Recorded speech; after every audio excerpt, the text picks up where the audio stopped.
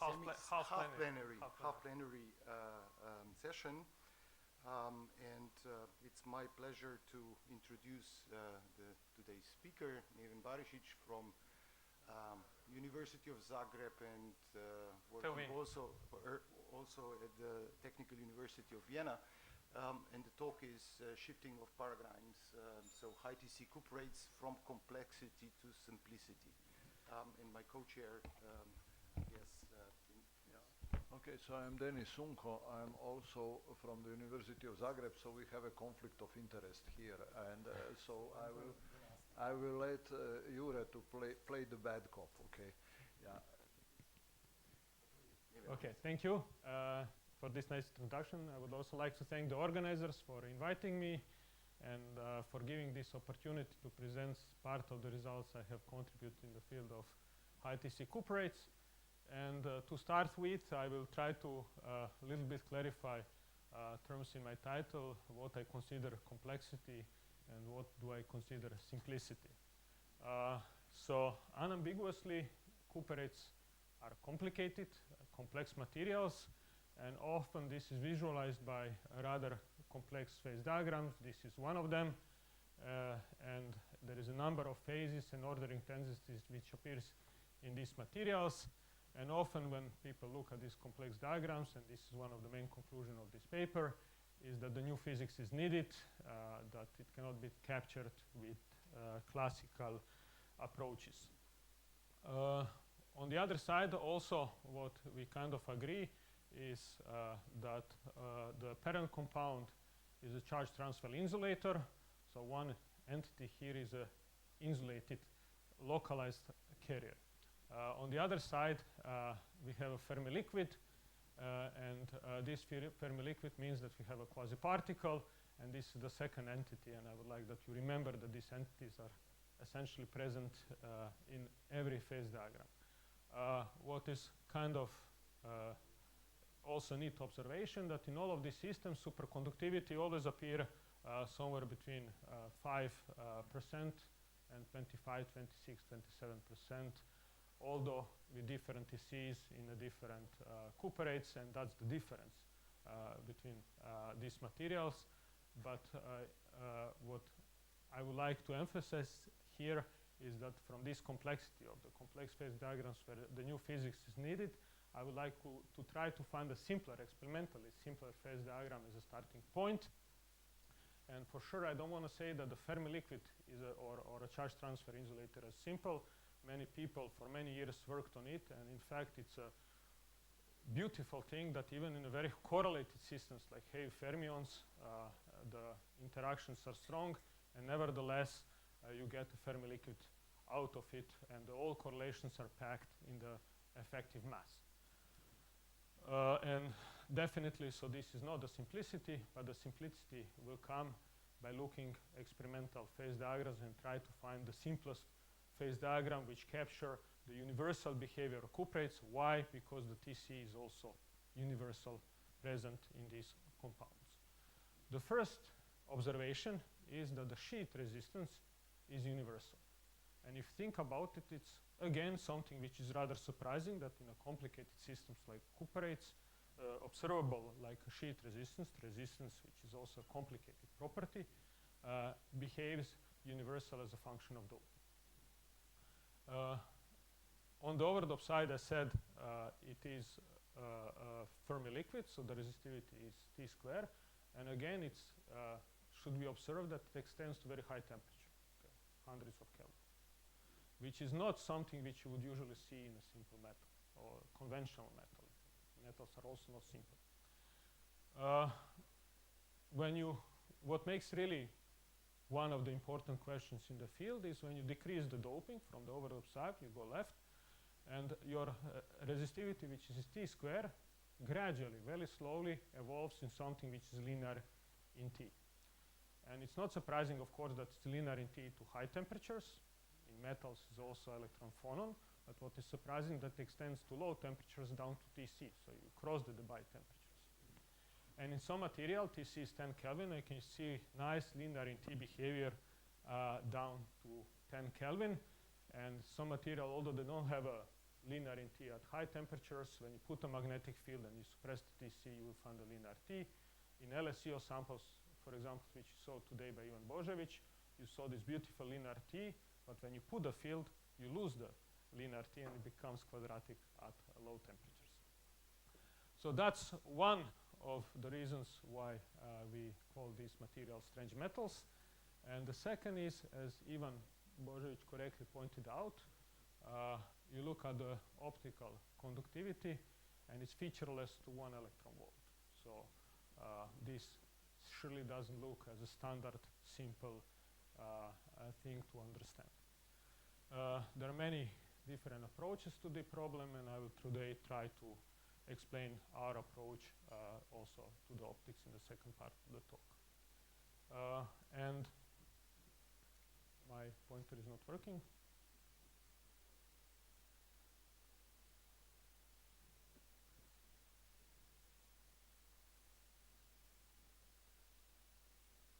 Okay, and then even if you decrease the doping even more, to the surprise of many, we found that in the pseudogap regime, resistivity again exhibit a simple T-square behavior. So this T-square behavior, when you see it as an over-the-top side, pulls to thinking that we are again dealing with a Fermi liquid, that the itinerant carriers behave as a Fermi liquid. And what more, since it's universal, we look at the temperature, at the doping dependence of the coefficient A2, and we find that A2 is proportional exactly to doping. So if you plug it in the Drude formula, you will see essentially that this implies that the scattering rates remains universal as you dope this material. And you can extend this logic by following this A2 coefficient also to the over-the-top side, and already from the resistivity you would conclude that the scattering rate didn't change as a function of doping, which is again a surprising result. Good, so finding this T-square, we look at all data of the Hall coefficient, and what was reported long time ago was that the Hall coefficient correctly measured the carrier density in the pseudogap, more or less temperature independent. And again, this is something which implies that we are dealing with a Fermi liquid. But to really prove it, in contrast to non-Fermi liquid, a Fermi liquid, you know exactly what to look and what to search. You go to the textbooks and you check which scaling needs to be obeyed.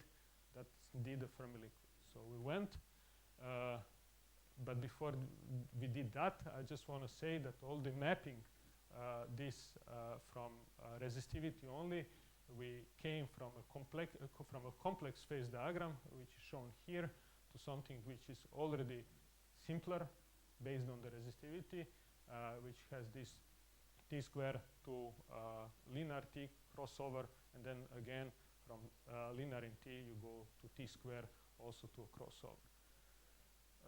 So as I mentioned, this indicates that we are dealing with a Fermi liquid in a pseudogap, and to verify that, there is a way how to do it. You look for scaling. Scaling arguments are good and strong arguments in the field of solid-state physics. We didn't invent these scalings. They're textbook scalings. So we decided to measure the magnetic transport as a function of field in the model Cupid compound in this regime. And we find that the Kohler rule is obeyed.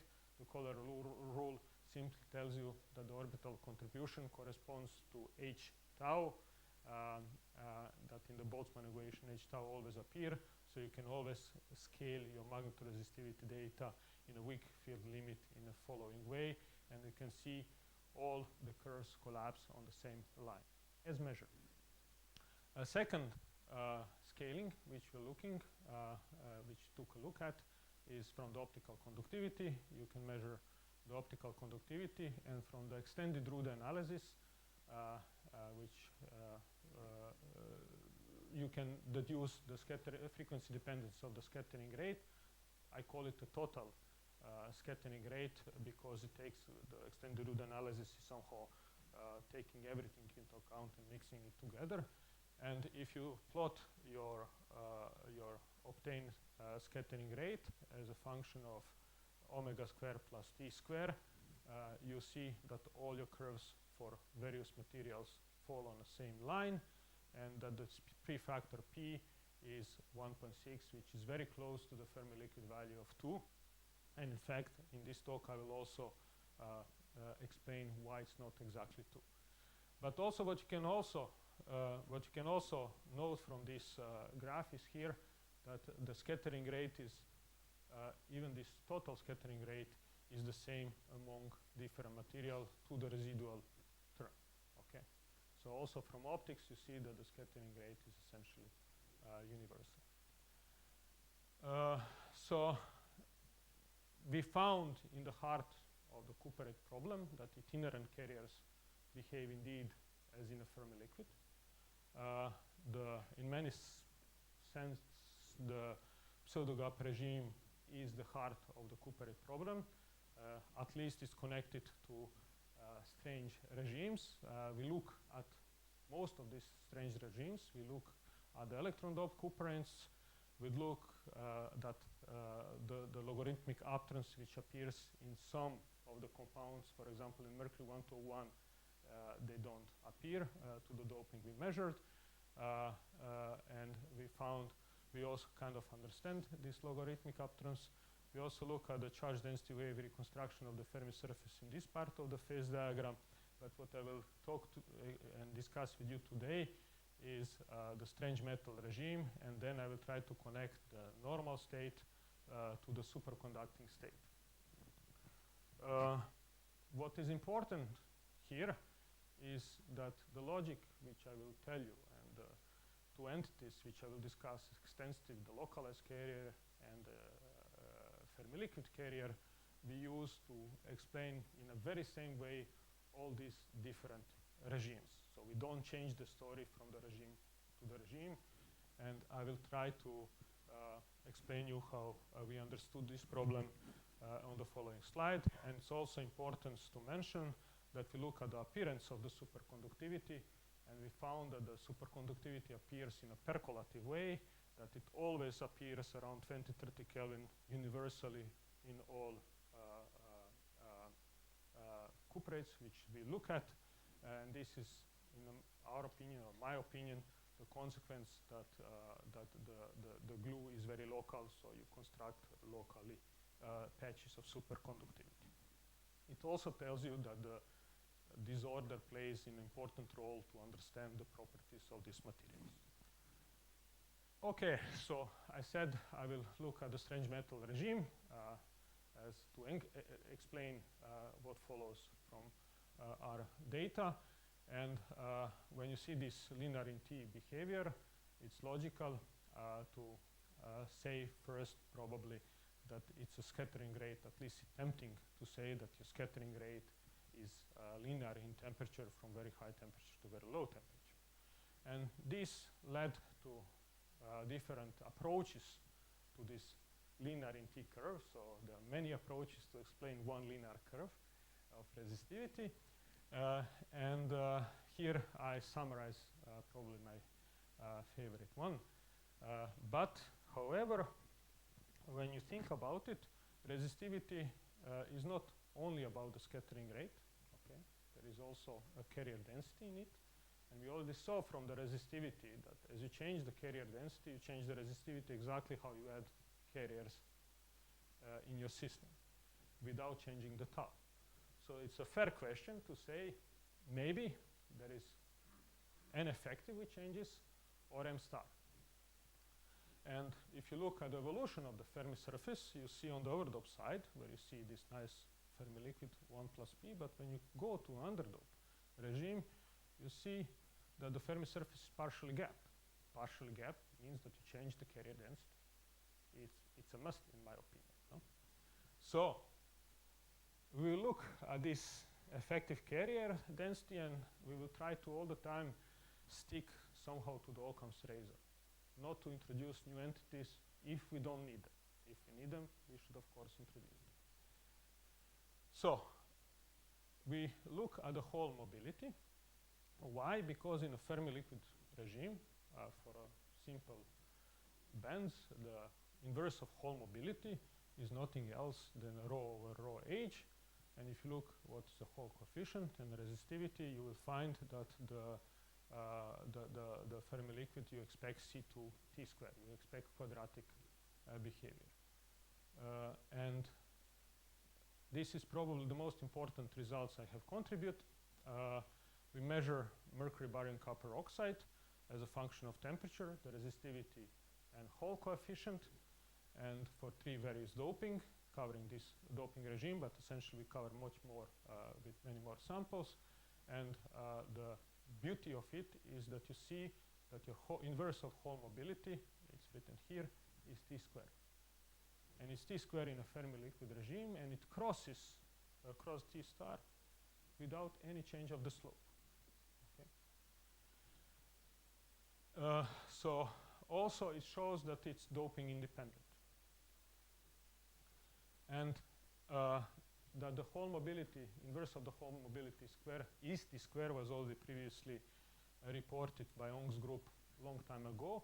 And it was explained, interpretation was suggested by Anderson in terms of 2 scattering rates, perpendicular and tangential. However, this doesn't hold the quest when you go from one Fermi liquid to the strange metal regime, that you don't change anything on the scattering rates as seen by the Hall mobility. Good, but it's not only in YBCO. It was reported with time also in LSCO, very low doping, 1–2%. It was also reported in the thallium close to the Fermi liquid regime. And what is shocking to me, that the scientific community missed 2 things. First of all, that all of this is measured in different regimes. And you always have T square. And the second thing, that if you look at this C2, it turns out that it's universal. Okay? So C2 T square in LSU at 1% is exactly the same T square of the thallium, and this is not our result, this is long time reported results. Good. And this experimental phase diagram is as simple as it can be, okay? Whatever it means. And I don't see how to reconcile this phase diagram with approaches which just relies on the scattering rate, discussion of the scattering rate. What we know regarding the carriers is the following. We for sure know that in the underdop regime, we have one localized carrier. That's the charge transfer insulator. On the overdop side, we know that there is 1 plus P itinerant carriers, Fermi liquid carriers. Okay? We also know that in this regime, we have P itinerant carriers, which means that one is still localized. We know it from the resistivity. Your coefficient A2 is proportional to 1 over P. Hall coefficient tells you. Optics tells you the spectral weight in the coherent part is also P. So whichever way you go from here to here, you need to localize this one, which is red here, needs to transform itself to the blue one, which means localized down here. That also means that you have a charge conservation equation, which tells you simply that you have 1 plus P charges all the time. Part of it, depending where you are in the phase diagram, can be either localized, either itinerant. And since we have fixed from the Hall mobility m star over tau, we can use the resistivity here to calculate the carrier density. Okay. And this is what we determine at t equals 0. So we have that the carrier density crosses from P to 1 plus P. And this is something which we reported essentially in 2015. We further discussed in 2019. And then in 2021, the Hall coefficient of BISCO, thallium, was measured. And it exactly shows the same evolution of the Hall coefficient as we determined the evolution of N effective from the resistivity. So essentially Hall, again, or resistivity gives you correctly the carrier density. And if you want to look, so this is at the itinerant,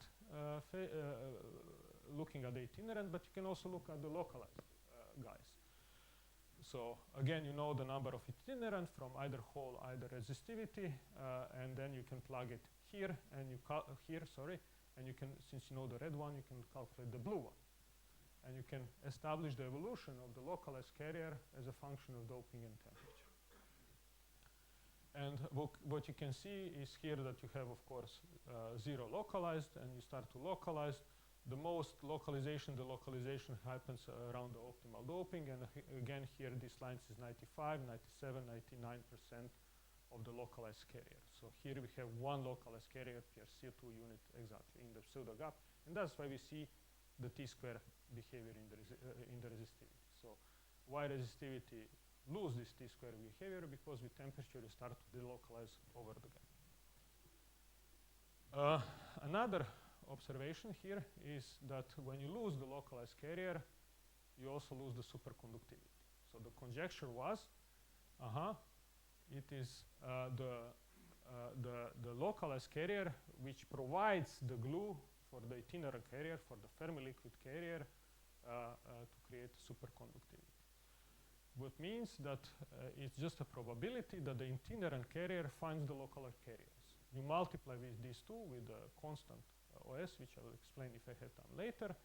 And you immediately, these are experimental data, these are Ivan Božović data on thin LSCO films, and you see that these full lines immediately hits, and we picked up from the normal state. This is established in the normal state. Without any fitting, we get the superconducting properties. All of this was concluded based on the DC.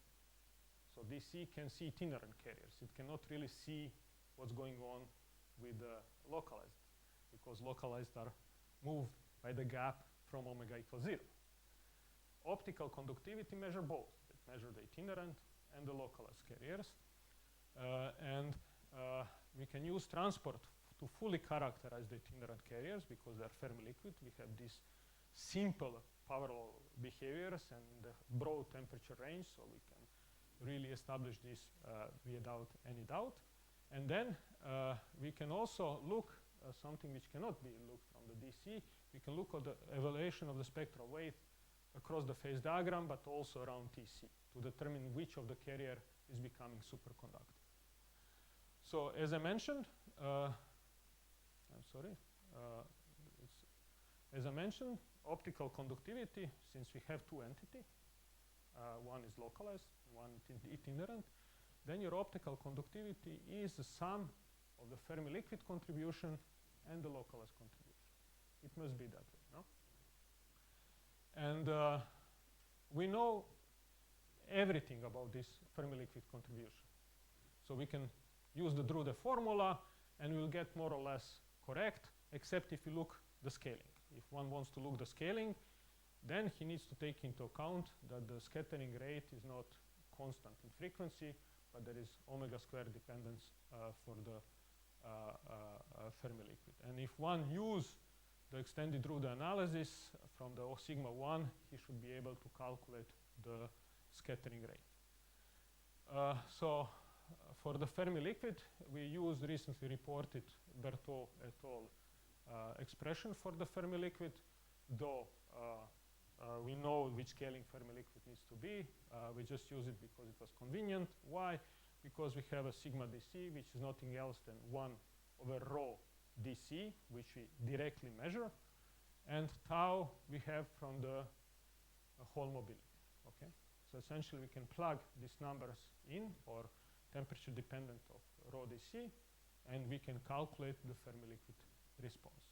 And that's what we did here. So we took resistivity, which corresponds to the 10% doping, and we just put a T-square at that place just to calculate the Fermi liquid contribution. That's what we get, and you can see that this peak is decreasing and broadening. That's it.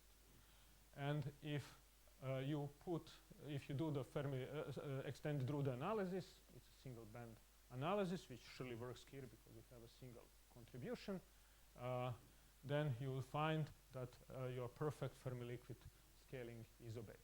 Okay, not surprising. This model, the model should respect what is expected. If you try to scale it with something else, 1.5, you'll see immediately that you deviate from Fermi liquid. So in fact, this P is a very sensitive tool to probe whether it is a Fermi liquid or it's not a Fermi liquid, or how close we are to the Fermi liquid. Okay? Much more sensitive than omega square T square dependence, in fact. Okay, this was pure Fermi liquid. We model it by using T square in resistivity. And now I said we have two contributions. So let's check what will happen if we add to the Fermi liquid a Lorentzian, a very tiny Lorentzian, not a big thing. Again, this is the sum of the Fermi liquid plus the Lorentzian, this curves here. And if you do now the scaling, you see you're totally off. P is not 2. You don't scale together anymore. Okay.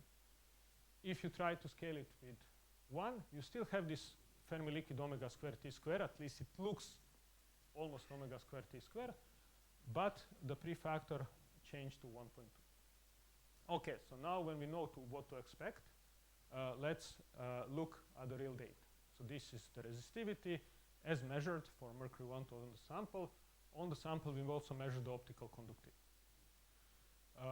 We see nice T square behavior, and from here you become linear because you delocalize according to us part of the localized carrier with temperature. But this change, if you look how much it is, it's just 1-2%. You don't need more. Okay. So we measure the reflectivity. We calculate the optical conductivity by Kramers-Kronig. I split in 5 separate slides or panels, and here it is. So we calculate the Fermi liquid term from the DC, and this is this dashed line as a function of temperature, and you see that we nicely pick up the low frequency part of the spectrum. Okay?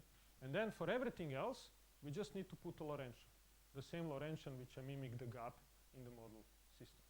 And we don't move it, we keep it constant. Why? Because this delocalization with temperature is barely, you can barely catch it with optics. It enters within the error bar. If you really carefully look, you see that the total is a little bit higher than the measure. But for me, this is within the error bar. It's not the best place to test the model. Resistivity is much better. But if you do the extended Drude analysis to calculate the total tau, what you will find that again you scale everything with a P which is not 2 but it's going towards 1. So this was the underdop regime. Let's go to the optimal doped regime where these strange behaviors are usually explained in the non-Fermi liquid terms and through the scattering rate. So this is, I want to emphasize all data. Resistivity was measured 30 years ago. Okay, on the same laboratory. This is work with Chris Holmes. So we work together on this problem. He also measured from the same, not the same crystal, but from the same persons who grow the crystals, optical reflectivity in 2002, 20 years ago. So what we did is just take this resistivity, plug it in the Fermi liquid expression, allow that the carrier density changes, nothing else. That's how much it changes, and it changes for 15-20%. Okay, quite a lot. And then see what happens on the optical conductivity. And again, I break this in 3 panels, 100 Kelvin. You see this red line here is a Fermi liquid contribution as calculated from the DC. So we completely picked up low frequency temperature dependence. And the spectral weight in this guy is increased from here to here for around 50-60%. I don't remember the number anymore. So if you look, so now what you can do, you can subtract this Fermi liquid term to calculate the mid-infrared feature, and you can see nicely that there is a spectral weight which goes from the mid-infrared feature to the Fermi liquid peak. These are this excitation over the gap. So you lose the spectral weight. Okay, again is not working.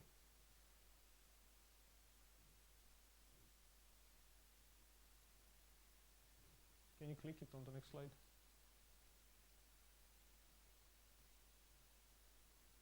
Okay. But mostly all of this you can see with bare eyes. You don't even need to use any sophisticated analysis. So this is very old data, okay? It's Ushida 91. That's the parent compound blue. So everything is localized. You see quite clean charge transfer gap. The red one is the Fermi liquid on the overdose side. So everything is in the Fermi liquid, and this Fermi liquid has 1 plus P. But look, when you dope a little, immediately the mid-infrared feature appears. And look what it does. It shifts to the left, it shifts to the left, it shifts to the left, and it completely, that's the guy who is bringing the spectral weight of the one with doping to the coherent peak. There is nothing else here. So by bare eyes, without knowing much, you can see that this feature is responsible for the spectral wave transfer of one from the high energy to the Fermi liquid contribution on the overdose side. And this is consistent then with this. Okay, so the last question, which I will answer here, is who is becoming superconducting, Fermi liquid or localized? There is some discussion about it. I will use Hoons explanation for the His-Homs rule. So if you measure the sigma dc above the Tc, that's the curve. You transit in the superconducting state. The missing spectral weight is this, and then you get the Homs law. And if you look at it, you see immediately it's the coherent. We are in a pseudogap. It's the coherent Fermi liquid which becomes superconducting. There is nothing else there. Okay. If you look on the overdope side, and this sigma dc is essentially a measure of a number of effective carriers, which is P or whatever it is in the underdope regime, and the localized one is 1. So it's NF multiplied with N loc, and this is also valid here. You look at the spectral weight missed. Again, it's in a coherent one, but now the spectral weight is proportional to the number of localized carriers because they provide the glue. So that's my summary slide. Again, this equation works. We can follow then in optics how these spectral waves are shifting. Essentially, with doping, we put in the mid-infrared, and in mid-infrared, we dump it to the Fermi liquid, either with temperature or with doping. Is the Fermi liquid part which becomes superconducting. In the overdope regime, we hardly can see this guy because it's small comparing to the Fermi liquid, but there are reports which analyze this part also, and they are consistent. And finally, regarding itinerant carrier, it's essentially M star and tau are essentially compound doping independent. One should know that the Fermi velocity was also established to be universal in Cooperates, and then the T square is presumably unclap. And regarding the localized carrier, and that's now the tricky physics, and we have quite a lot of opinion about that, and I think we know much about it, and it's summarized to a certain extent in this paper here, which was written as a festschrift to Alex Miller birthday 95. But here I want to say it's a localized hole. Okay, so it's a very local mechanism. It sits on a copper. We think it jumps on the oxygen, and that's where it comes the D-wave symmetry of the glue, and that's the reason why we have percolation. And if you want to know more about it, you can read it. You can also follow Professor Sunko's talk this afternoon. He will probably say something also about it. And I would like to thank you for your attention.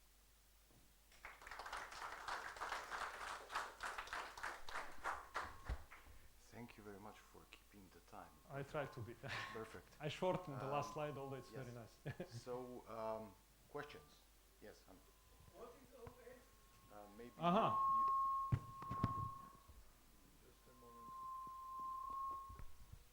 What is OS? Thank you.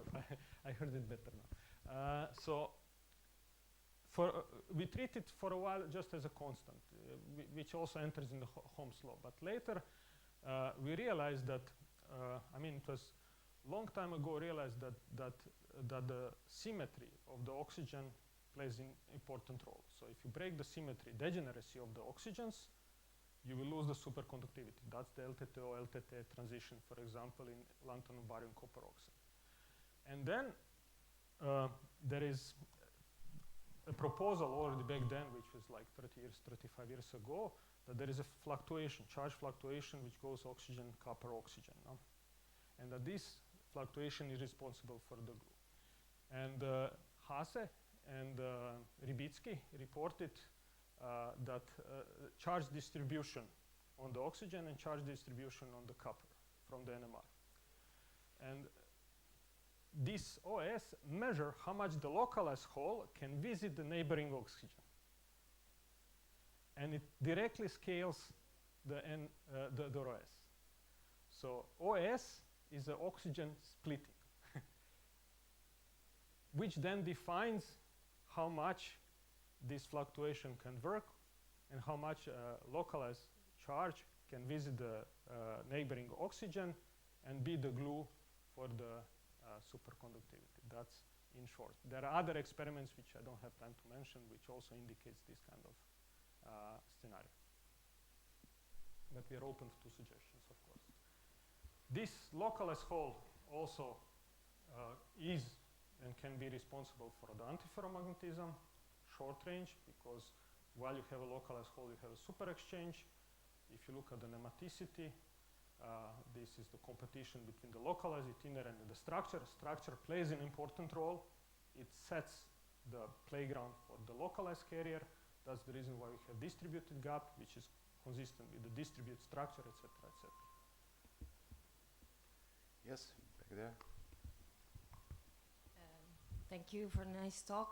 So I missed the first couple of slides, so I don't know if you said anything, but I was wondering. No, I didn't. If you had said anything about what I'm going to ask you. So you talked about the real part of the conductivity, but I was wondering if you can say something about the imaginary part, which is mostly related to the reactive part, hence to the superconducting state, in particular in the underdoped regime where we did look at the imaginary part. We start with the real part, and then on the request of the referee, we started to look at the imaginary part, and it's completely consistent of finding the Fermi liquid as discussed. I don't have those slides here, but we will probably put something together soon. Thank you. Yes.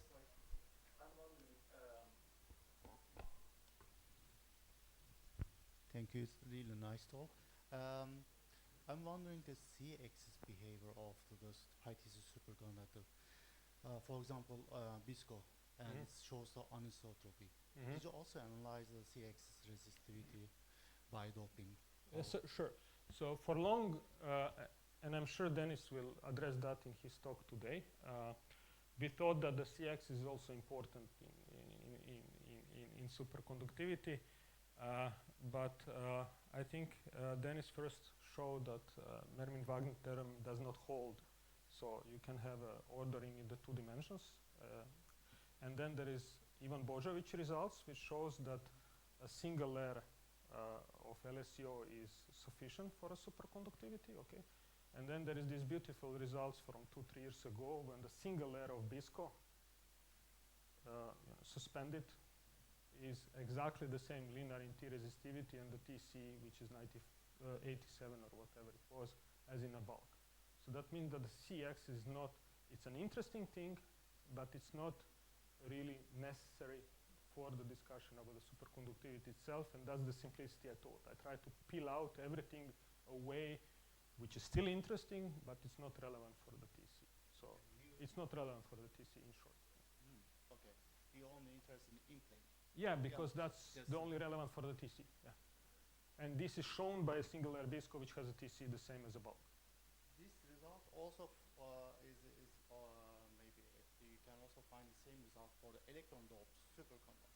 So we worked on the electron doped superconductors quite a lot a few years ago, and what we find essentially is that the same story is valid on the electron doped side. So you also have a localization, but there is an important difference. So on the electron doped side, you dope on the copper, while here you dope on the oxygen. Okay, and the superconductivity appears when the whole pocket appears in the on the electron doped side. So, and then the superfluid density of the whole pocket is obey the Uemura plot. It's not different for the electron, and for the whole and for the whole is the same. So this implies the same mechanism on the electron doped side and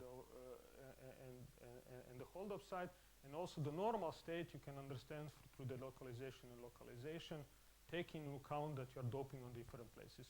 All this dichotomy comes because you need to carefully address what happens on the copper and what happens on the oxygen. These are copper oxides, they're not coppers. And then I'm gonna use the opportunity to ask my Yeah, please. question myself. So you're making a distinction between localized and itinerant carriers, right? So you're basically talking about two different entities. Yes. Whereas when you look at the theory, one doped hole in a Mott insulator, right? I mean, you basically have coherent part of the spectral function and the incoherent. It's dominated by the incoherent, right? And so in that sense, it's not two different species. Can you comment on that? Yes, yes. So regarding incoherence, okay, so we did spend quite a lot of time, and you can find in this paper more about it. It's relevant for nictides, rutinates, and stuff like this. Okay, the difference between the coherency and the gapping is that the incoherency gives you something at omega equals 0. So you will not see t square because you will have something at omega equals 0. The fact that you have a pure t square, you don't have incoherency, you have a gap. Okay, so that's a very important distinction to make. And at the end of the day, if you do STM, you see gaps by your bare eyes. Okay, local gaps. Dope, you do STM and you can see gaps, disorder gaps, and everything is very broad because you have disorder gaps. And there are some gaps which are related to LTTO structure and some gaps to LTT structure and probably HTT structure. And all of this needs to be taken into account to understand, for example, RICS and other properties. But I just kept to the first steps. So now we are working on the other steps. I don't see any further questions, so I would like to thank.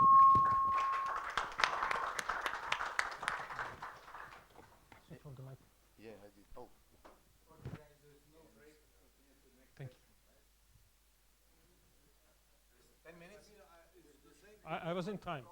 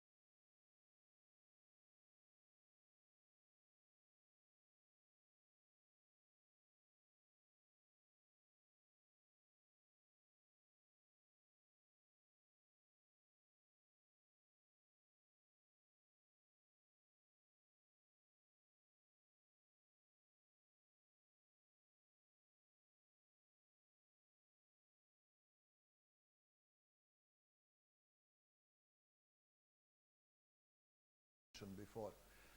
So this is a brief summary of my talk. And recently I have started beginning always with this same preamble. This is a very interesting,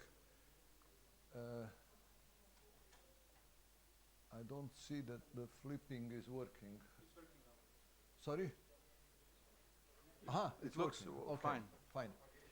Yes. So anyway, this is a really instructive historical tale with direct relevance to the high TC superconductors. And this is that there is this famous Hoons rule for freestanding atoms. It has no exception in nature.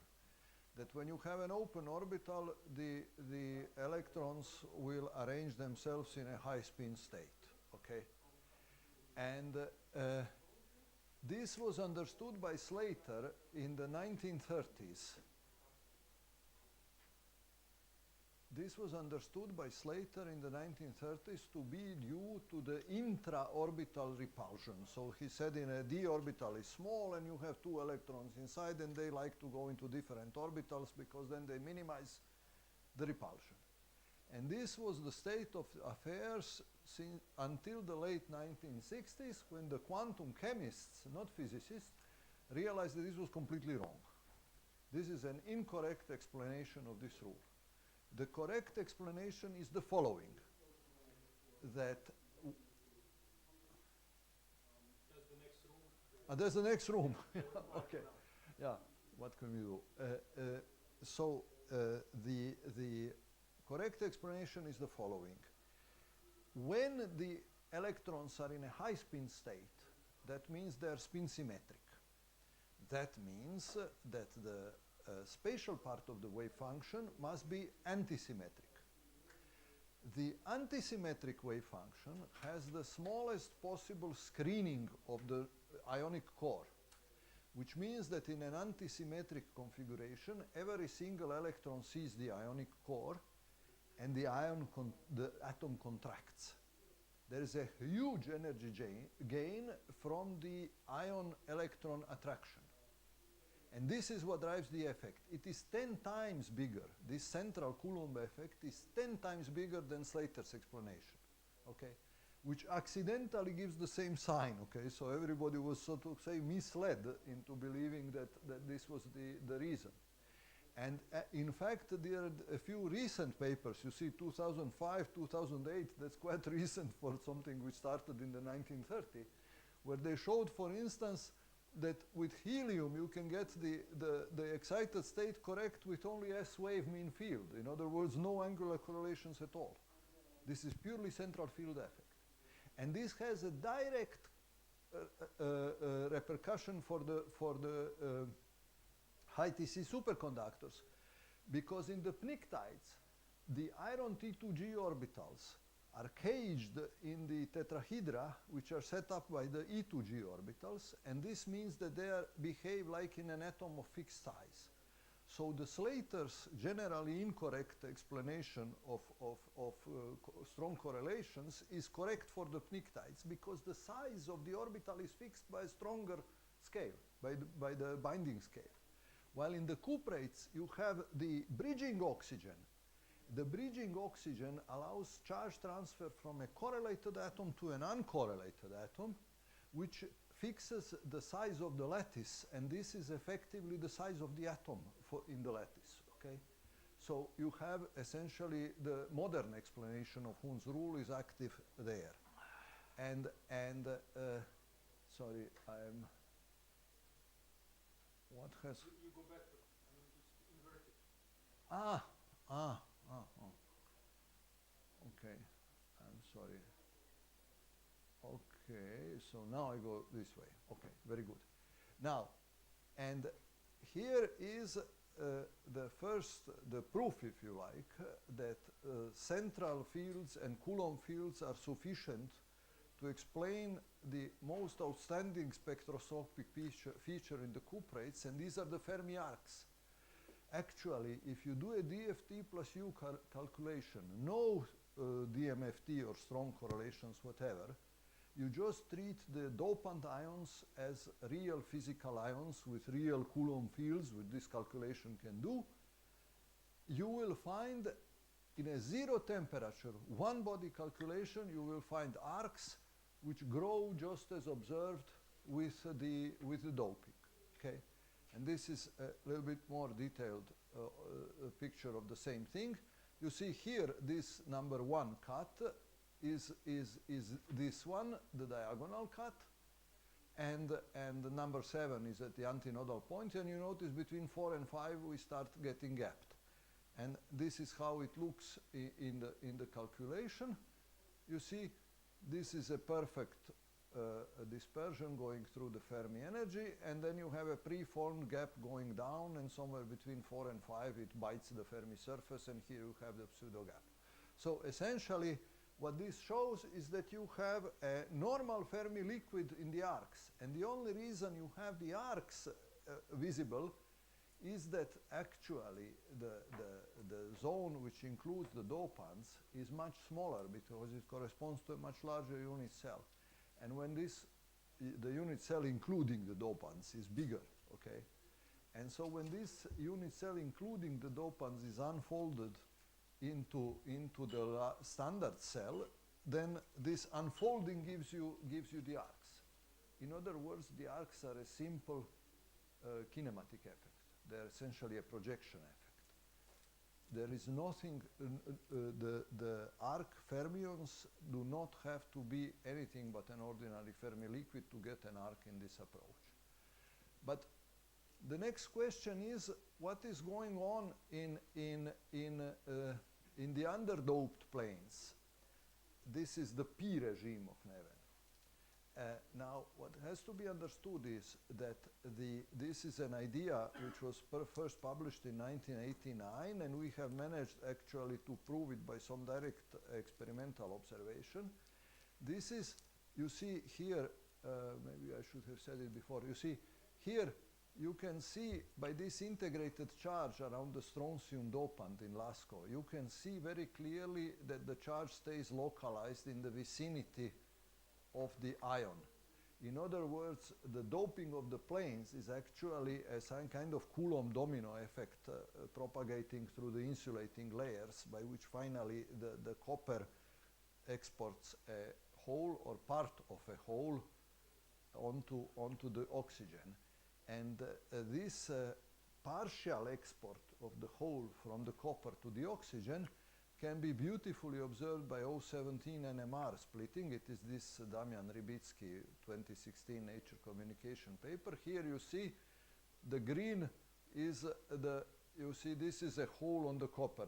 The green is the electron on the copper. So you can see, and this red is the electron on the oxygen. And you can clearly see how you go from the low TC, high TCs like LASCO to the high TCs, how this transfer happens. Essentially, all of the material dependence in the cuprates is in this localized hole, which is shared between the coppers and the oxygens. And then this is my, so to say, image of this Coulomb lever, which starts with the dopant and then finally pushes the hole onto the oxygen. And the consequence is that you have a localized hole as an ionic molecule or a small polaron, and now exactly P, the remainder of the charges are hopping. This is the figure which you already saw in Neven's talk, and you can see that there is a broad transition from P to 1 plus P. This is theoretically a very important point, because these broad transitions happen in the average quantities when you have a first order phase transition microscopically. Because a first order phase transition has this microscopic characteristic that at a given site it always is either 0 or 1. It is always discontinuous at a site, but because not all sites flip at the same time, you have a sort of smoothed out transition macroscopically. Okay, this is very different from a second order phase transition, which has a macroscopic discontinuity in this sense. It would have a discontinuity in the occupation number visible on the average, okay? So, oh, sorry, again. Yeah, And now the question, how do they hop? Okay, so now we have some p charges on the oxygen. How do they hop? And now here enters the main player, actually. This main player was first noticed in a very famous paper by Eva Pavarini of the Stuttgart group, Physical Review Letters in 2001. They realized that the 4s orbital of the copper is actually the main hopping channel from oxygen to oxygen. And this is because the copper d orbital is blocked. It is blocked precisely by these strong correlations which we have been talking about. So the electron on the hole on the oxygen takes the easy way around. This overlap between the 4s orbital on the copper and the oxygen orbital is something like 2 electron volts. It is the biggest overlap in the game. And despite the fact that the s orbital is far away energetically, you have a second order process which goes like t square over delta. And t is, say, as I said, 2, so square is 4. And delta, if delta is 6, that's already 2/3. Okay, so that's a very big effective hopping, which is much bigger than the direct chemical TPP, which is only 0.1 electron volt. And this observation is enough to understand why you need, when you fit ARPES in a 3-band model, then you always need to put an artificially large TPP, because this conflates with the 4s process, okay? So we have a fast virtual process which completely avoids this correlated mess in the d orbital, okay? And now there is a very interesting symmetry of this model, highly significant for the cuprates. It's almost like a conspiracy. And it is this, that when you sit on the diagonal on the zone, so kx is equal to ky, then the wave function is orthogonal to the 4s orbital in wave function space, in Hilbert space. Essentially, the secular polynomial factorizes for these particular values of k on the diagonal. And the effect is that the diagonal carrier does not see the 4s orbital. Net effect is that it only has the TPP hopping to use. And look at this. This is one figure which has been repeated many times. You have the same slope of the diagonal electron independent of doping. And the reason is that they have like a mouse hole to go around everything, which is small. And now when you go to a higher energy scale, then you start bumping into the d orbital. You cannot use the s orbital here because you don't see it in wave function space. It's the wave function is orthogonal to the s orbital, okay? So essentially, what we believe, this is a narrative. This is not something which could in principle be proven by calculation, but this calculation has not been done. We have here this fact that this here is discontinuous, and this gets more and more continuous as you go to higher and higher dopings. This actually corresponds, we believe, to the transition from the copper-oxygen bond from ionic to covalent, the DP bond, okay? In the underdoped regime, the DP bond is ionic, and you have a localized hole. This is the CuO4 ion molecule. And on the overdoped side, it becomes covalent, which means you have a Fermi liquid, but this Fermi liquid does not superconduct because, as Neven has pointed out, this localized hole is important for the glue. Okay, so you have a lot of Fermi liquid spectral strength coming in, but the superconducting strength is coming down. Okay, and here, again from this old calculation, you can see the difference between the ionic bonding and the covalent bonding. In the ionic bonding, you can see that the copper has pushed, red is positive charge. Here the copper has pushed positive charge onto the oxygen, and this, but at the price of having negative charge here. So you have a Coulomb gradient here, which prevents the hole on the oxygen from hopping back onto the copper. Okay, that's the nature of the ionic bond. And here you have a covalent situation like any three-band model without any correlations, where you just lift the Fermi energy, and then you can see that both the copper and the oxygen orbitals have acquired positive charge. In other words, they are filling coherently. Okay, this is characteristic of the covalent bond. Okay, so what we have here is that we transition from an ionic bond here to a covalent bond here, and this is the reason why the Fermi liquid density increases, but the superconducting density decreases. So finally, the next subject, I don't know, I'm well on time, right? Yep. I have another 15 minutes, yeah, that's good. Well, yes. Yeah, okay. I will not use all of these 15 minutes, I promise. I'll leave some for the discussion. Well, Okay. if you're a good boy, we'll Yeah. get you champagne. Anyway, my next subject is the question of dimensionality and how we can look at the dimensionality of the superconducting state in the cuprates from this point of view.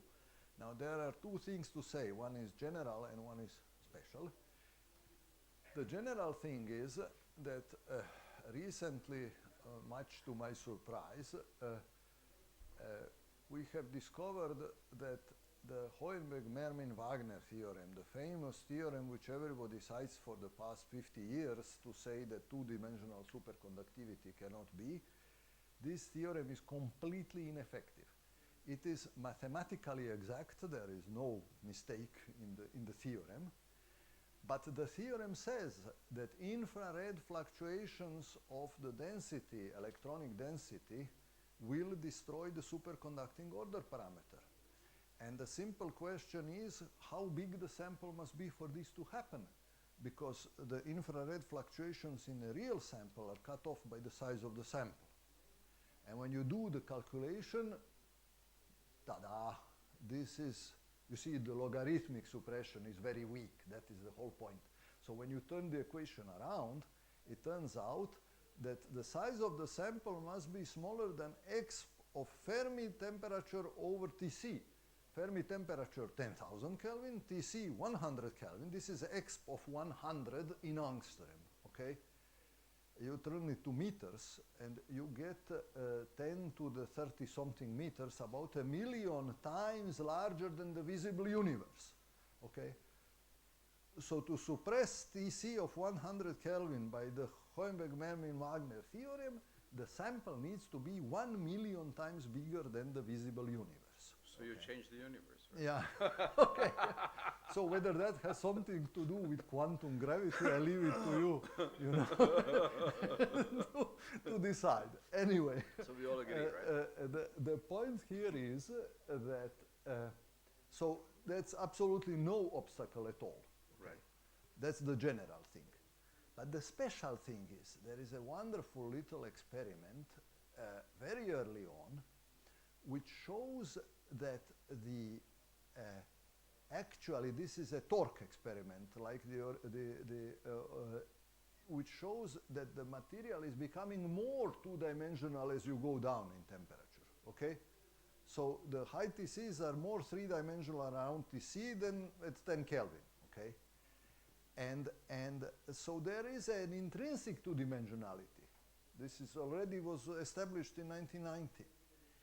And I would just like to put, I would just like to make a comment here that many times people say that somehow BCS is not correct, or that the problem here is that nobody has followed the BCS arguments seriously outside of Gorkov regime, okay? Gorkov derived, as we all know, the Landau functional from the BCS theory. But he only did it for a physical regime with such as for lead or mercury, okay? And these materials are in a completely different regime. In particular, the pair is probably very, very small. This picture which we have been developing means that the pair is practically of the size of a unit cell.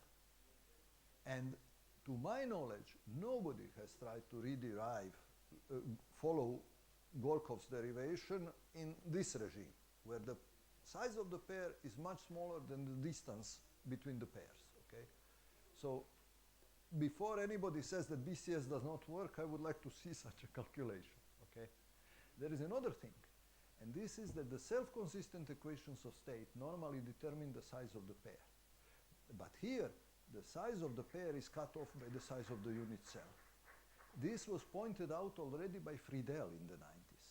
He noticed that a high second critical field of 100 Tesla means that the pair is so small that it is no longer determined by the self-consistent equations of BCS, but rather it is a given number for those equations.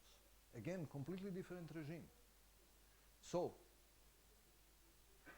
as I said, the pairs must be very small. The pairing involves the Cu4s orbital. So, in other words, the order parameter must be 0 on the zone diagonal by symmetry. The fermions on the zone diagonal cannot participate in superconductivity because they do not see the channel through which they scatter. Okay. There is a natively two-dimensional, and now one beautiful side effect of this whole story is that tunneling, if the pair is very small, then the tunneling between the planes of this pair is point-like, which means isotropic, which means that the order parameter should have a small S admixture coming from this isotropic tunneling. And lo and behold, Alex Miller in 97 and Hugo Keller, they actually nailed it. You see, they have, this is an NMR, I believe, probe.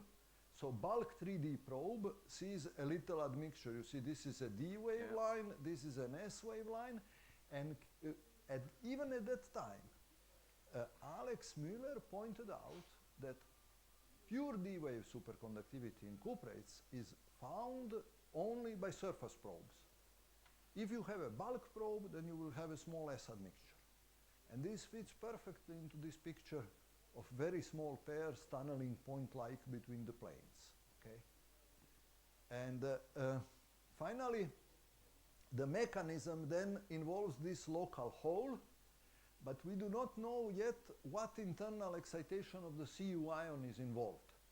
And again, there is a 94 paper by Little and his group, and they repeated this in this conference in 2007, where they identified two excitons which are good candidates for the localized calculation with the glue. And interestingly enough, this experiment was also noticed by Miller, who said that could probably be the glue.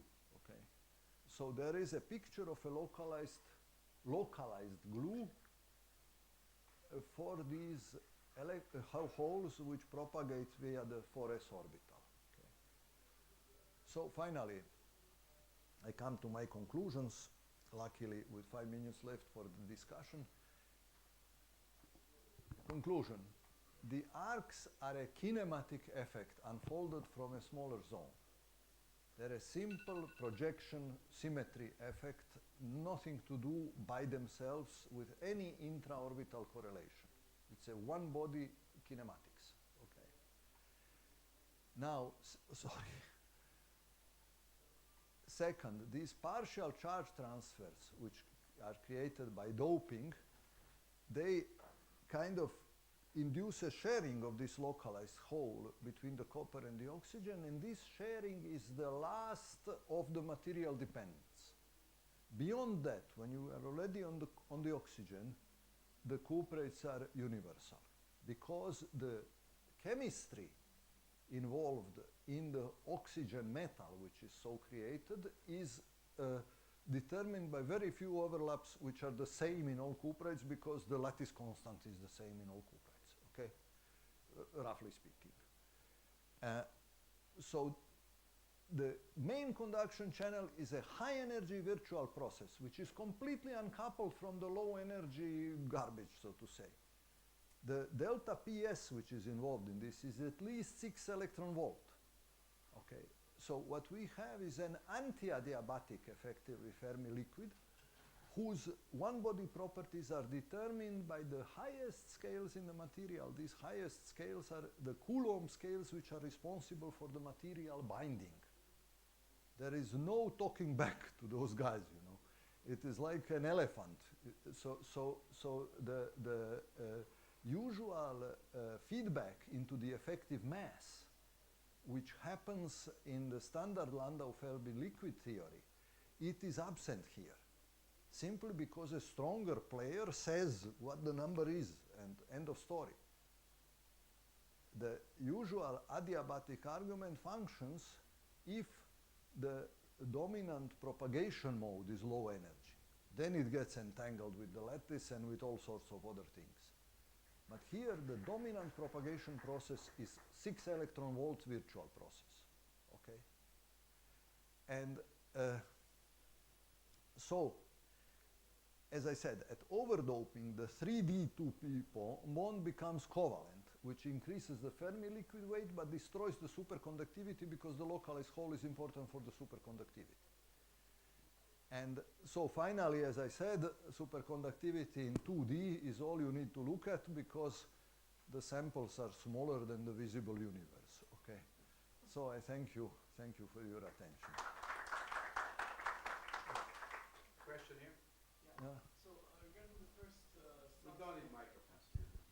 regarding the first statement about the arcs being a kinematic effect. So you say that based on simply on a supercell effect on a DFT calculation? Yes, actually this was done for the first time, and this code we used was developed for disordered alloys. Because in alloys you have the same sort of thing, where you can have the original parent material and it has these peaks, Fermi liquid peaks, surface, whatever. And then you start alloying it, and when you alloy it, then very quickly translational invariance is lost. So the theoretician would say that there is no zone.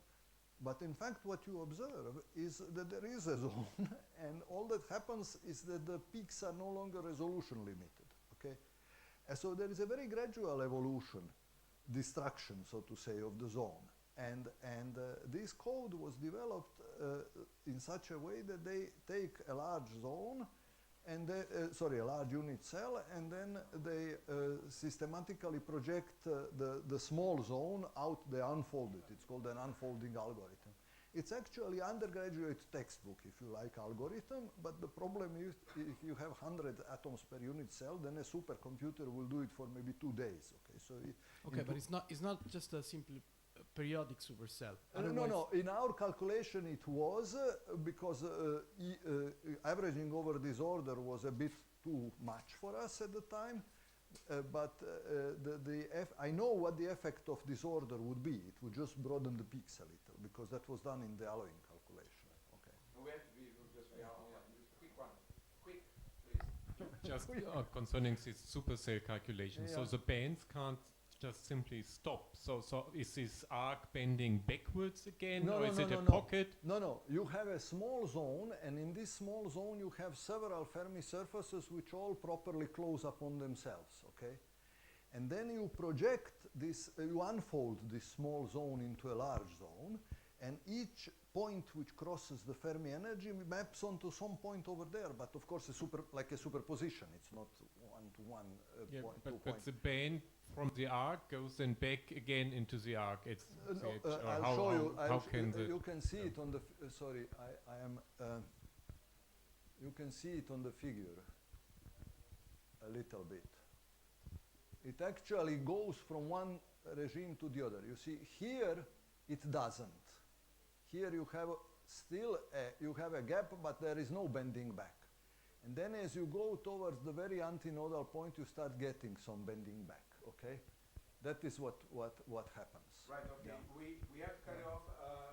Thank you very much, Dennis, because we have Yeah. more speakers. Okay. This is for you. The next speaker is Ivan Major Aprile from Geneva, and he has some staggering new results with STM. Wine McDonald vortex core states to be seen in high Sorry. We have actually my co-chair Ivan Bozovic in the United States. Hello, Brookhaven. Hello, Ivan. Because I don't know how to bring the other chair visibly here. Maybe, you know, I'm not like Paul McCartney who can get kind of John Lennon, you know, sing with him. So I don't know how to do it here. But anyway, all the people online, hello everybody. We're trying to get fun. And Ivan. yes. Yeah, I'm listening, so go ahead. Thank you. Thank you. Okay. We ready? Yeah. Okay. You speak and then So, hello everybody. I'm very pleased to be here. And I will first thank the organizer for the invitation to this very nice workshop. So I will show you STM measurements, or experiments, done in Geneva on Cupid superconductors. Okay, so phase diagram of cuprates. You already saw that today. You'll probably see them many times these next days. So this is the complex diagram, not the simplified diagram that Neven just showed us. And all these phases have been quite a lot investigated backwards by STM. So for sure, many of the different points of the phase diagram have been investigated by STM. Like for example, the detection of the pseudo gap as the remaining of some kind of pairing above the critical temperature. Vortices have been measured, and also these modulated phases, like the quite recently detected charge density waves, nematicity, or possibly also pair density wave, which are a focus of some big interest. And so, together with all this diagram, a lot of different scenarios have been proposed to explain the occurrence of this modulation, or possibly the mechanism of high TC superconductivity. And here I will focus on these two modulated phases, the pair density waves and charge density waves, which have been investigated by a lot of different techniques. STM also has tried to focus on these phases, and essentially when a magnetic field is applied to the sample, so the vortices are generated in the sample, the location of the vortex core is a very interesting site, because it's a place where superconductivity is destroyed, the order parameter is vanished. And then the center of the vortice is revealed over the years a lot of modulation, like in this measurement in 2016. A mixed charge density wave or quasi-particle interference states seen in the course of the vortices, and more recently oscillation which were associated with the charge density wave and pair density wave, which in some scenario might be the mother order to generate the pseudo gap or the charge density wave, which are seen in X-ray measurements. But the main question, and this is something we are looking for since many years, is to try to see from the vortex cores whether at some point they might still reveal some BCS behavior and be more conventional than maybe expected. So for the outline, I will show rapidly what we see by STM in vortices, like the bound state, which are predicted by BCS. And then measurements we've been doing a long time ago in YBCO, and more recently to dig out the vortices. And finally, the case of BISCO, which revealed unexpected results. So rapidly, so everybody knows that you have the vortex where the order parameter goes to 0. And the main consequence concerning the excitation that you can put inside the core is that in the case of an S-wave superconductor, these excitations should be localized. So there is finite energy states. The spacing has been estimated, I mean, what was predicted as being of the order of delta squared, the superconducting gap over EF. And so the fact that at the center of the vortex core, the states should form a lot of these states should be visible at the center of the core, but the spacing between these states is so small, so delta square over EF, that they should not be seen individually, even at the lowest temperature. And so this has been observed in many cases of S-wave superconductors, like this niobium disulfide or diselenide, or the iron-based superconductor, where you see that the center of the vortex is associated with a zero bias anomaly. And while going away from the center of the vortex core, this central peak splits into a set of two peaks due to the increasing angular momenta. And then the splitting is seen by these STM measurements. But as I told you, the individual state cannot be seen in conventional S-wave superconductors until quite recently, where for the reason that the Fermi level is very small in this compound, this iron tellurium selenides, due to the fact that EF is very small, so now the spacing was large enough to be able to be detected. So the first localized state was detected in that kind of compound. But this is not very often the case. But cuprates are not S-wave, but D-wave superconductors.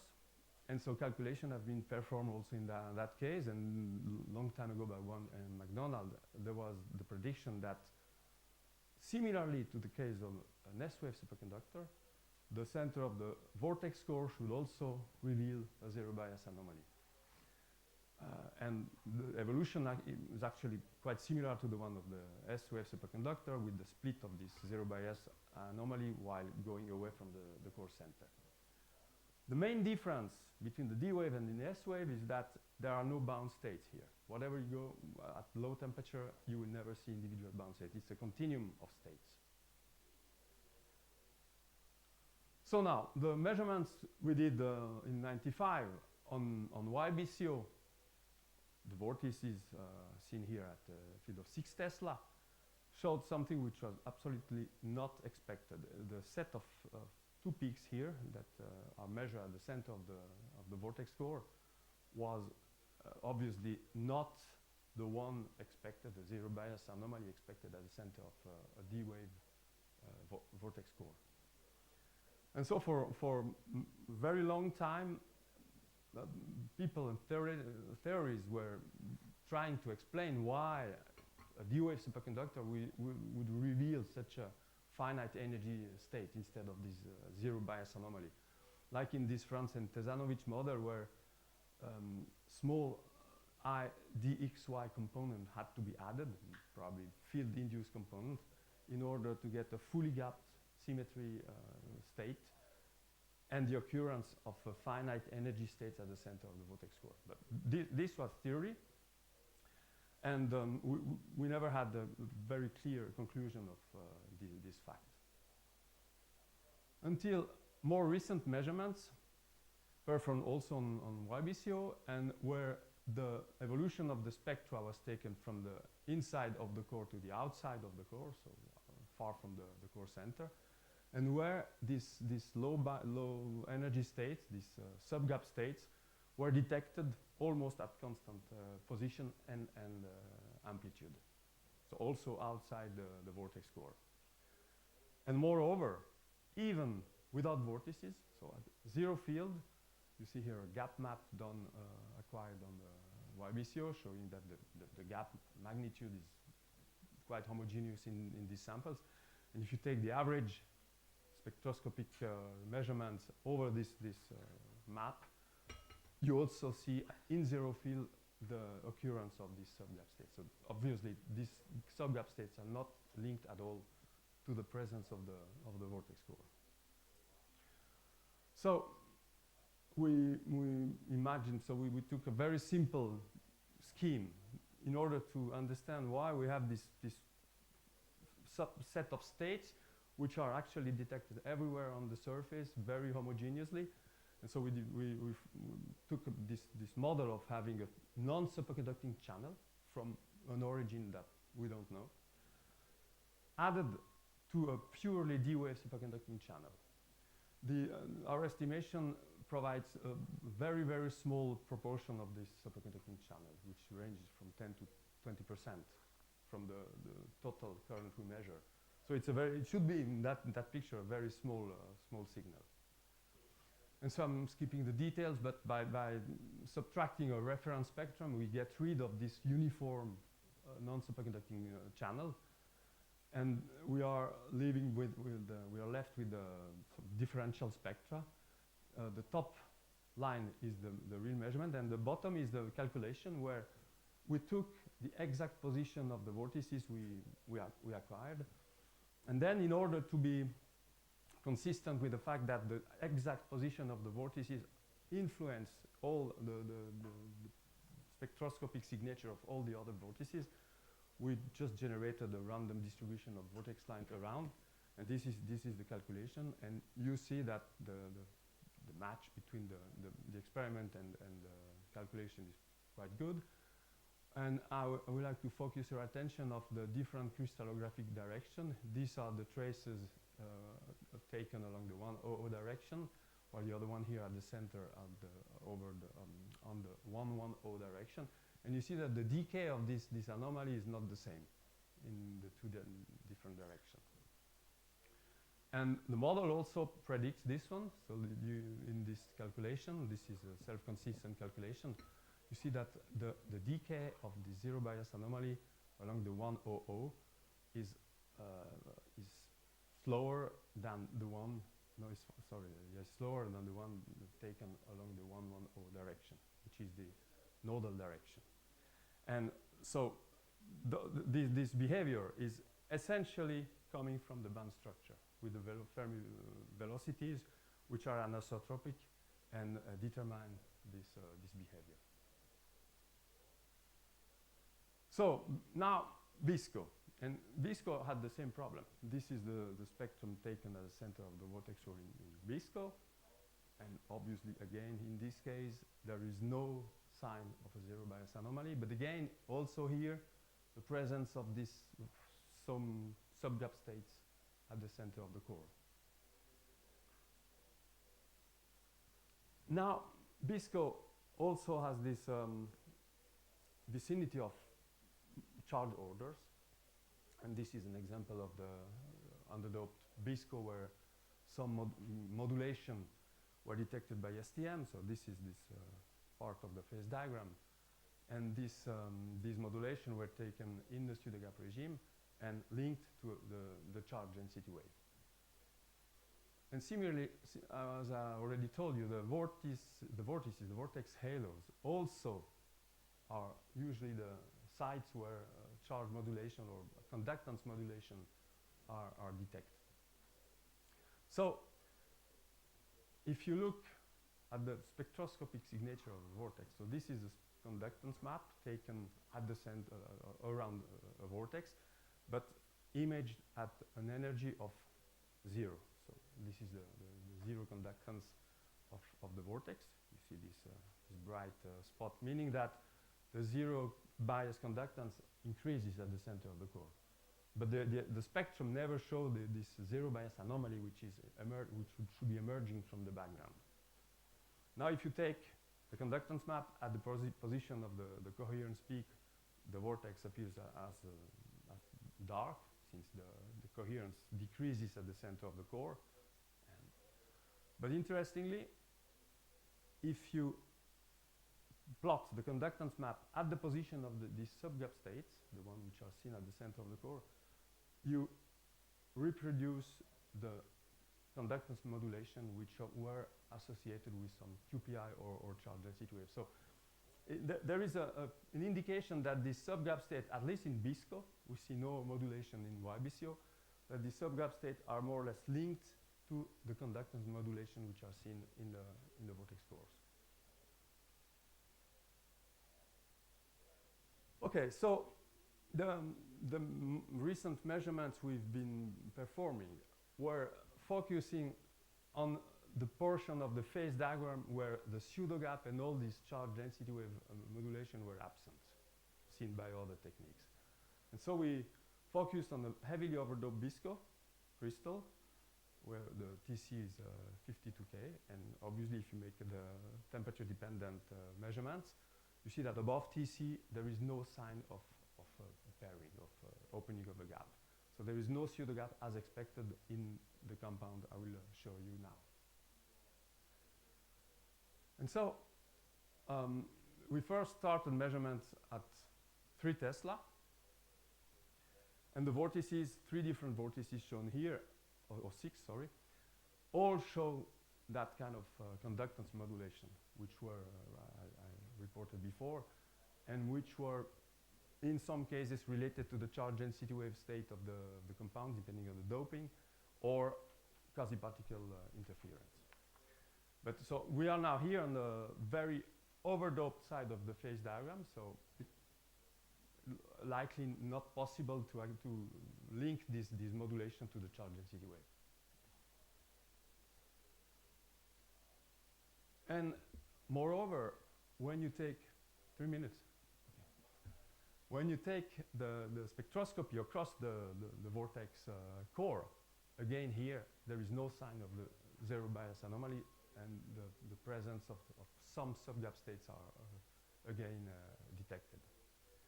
And the dispersion of this pattern, so at different energy, the period of this pattern varies, so there is a dispersion, meaning that these modulations are essentially due to quasi-particle interference or Friedel oscillation.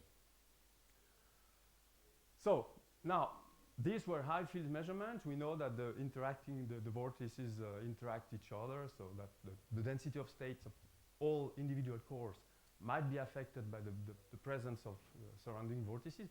So we decrease the field to 0.16 Tesla.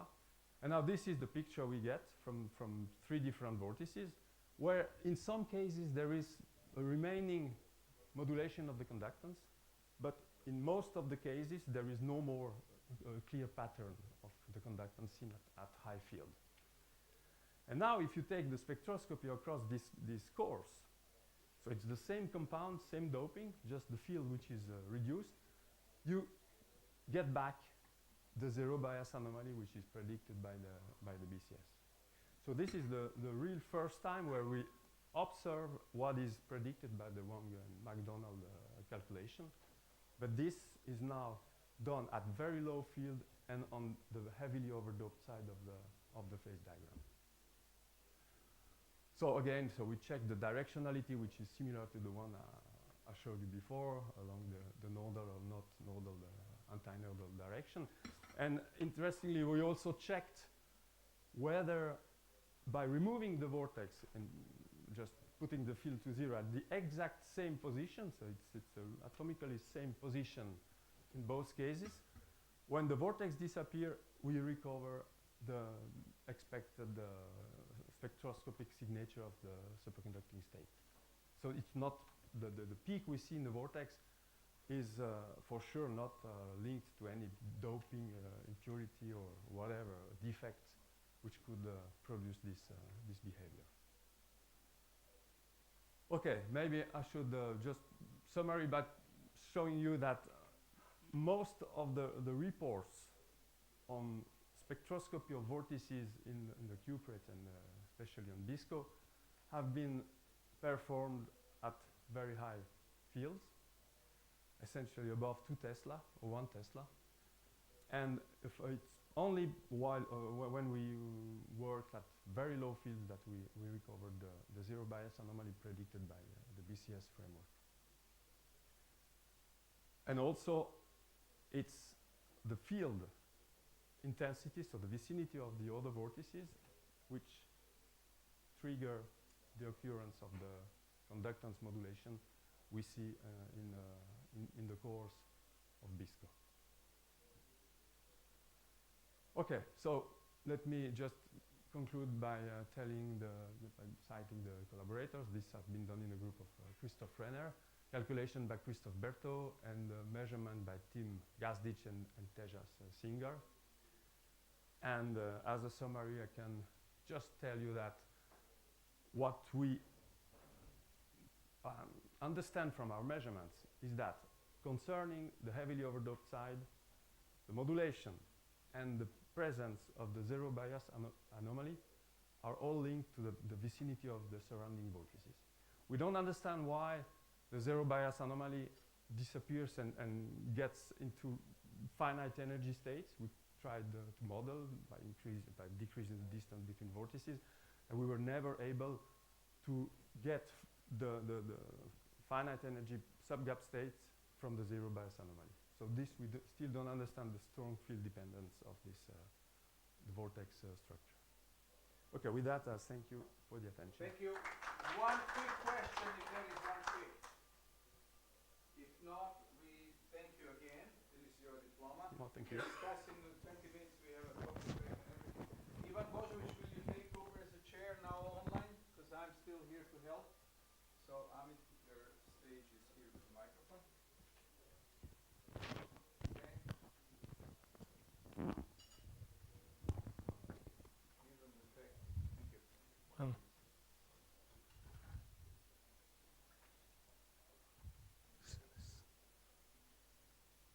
laser in the middle. We have on time.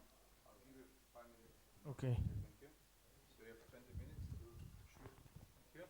Oh yeah, the title of course is magnetism relevant to Cupid superconductivity? Yes, I changed the title a little bit to is super exchange relevant to Cupid superconductivity, and this is a work that accumulated many collaborators. So I won't go through the list, but I will just start with the beginning. The beginning is the last paper that Anderson put on the web. It didn't bother, this is the late Anderson, he didn't bother to typeset. It looks like this. And he wrote that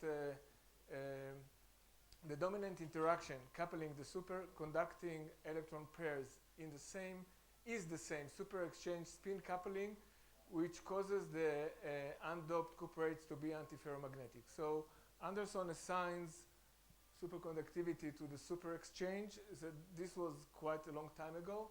And recently, there is a few weeks ago, there was a paper published in the Quanta magazine. It's a popular paper. And the title of the paper is High Temperature Superconductivity Understood at Last.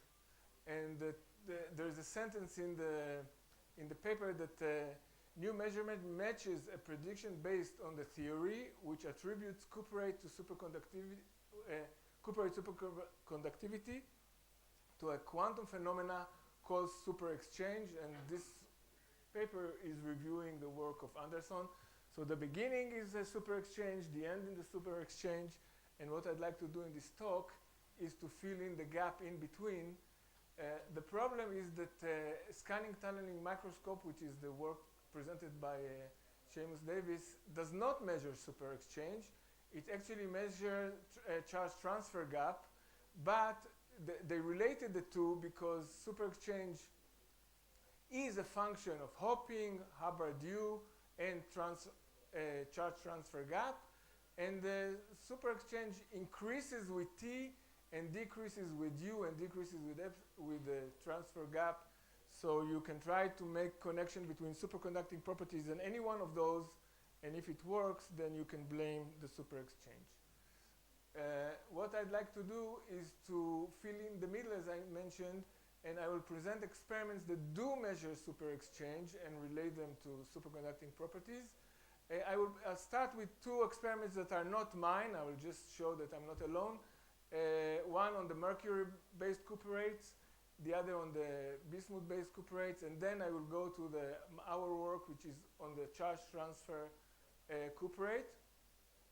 And the final message with all of this will be that indeed the emerging picture is that the super exchange is the decisive factor for TC, regardless of its constituents. So you can change the charge transfer. You can change J any other way, but this is the one that is decisive. J is the one that counts. Okay, so just before diving in, I want to mention that in the metallic superconductor, the key that solved the problem was the experiment of TC versus atomic weight. And if you make a plot of TC versus 1 over root square of the atomic weight, you see a linear dependence. The only way to see linear dependence properly is with tin. For the others, you need a magnifying glass to see the linear dependence. But if you make a plot, a line through the origin, in all three cases, the line goes through the points. My message is, what I'm trying to say is that if you compare different materials, there is no linear dependence. So you have to be able to change one parameter at a time, not more than one parameter at a time, because materials are complicated. And so all the experimentalists that try to find any correlation between TC or any superconducting property and J try to change the smallest number of parameters possible. So this is a work by Wang et al. This is on the Mercury compounds. You have two Mercury compounds here as an example. These are, when you go from one to the other, you don't manage to chemically stay so fixed. You actually increase the number of planes, but they managed to measure the Paramagne dispersion with resonance inelastic scattering. And these are the dispersion relations, and it's hard to see with this projector, but the scale here is larger than the scale here. And this material has a higher TC. So the Paramagne, basically what they would say is the J here is bigger than the J here, and the Mercury 1212 has a higher TC than the Mercury 1201. So there is a correspondence between TC and the dispersion relations of the magnon, and they attempted to put, in addition to their own measurement, many materials on one graph and to plot TC as a function of J, but I don't think it's a fair comparison because really the materials are very, very different from one to the other. If you stay in one material, then the comparison is fair. The same happens with the bismuth series, and I'm showing you two experiments from two groups. And again, when you want to change super exchange, you have to do more than you want. So you actually increase the number of layers. But when you look at the magnon dispersion, really the materials with low TC have smaller J or smaller magnon dispersion than the material with high TC. And this group,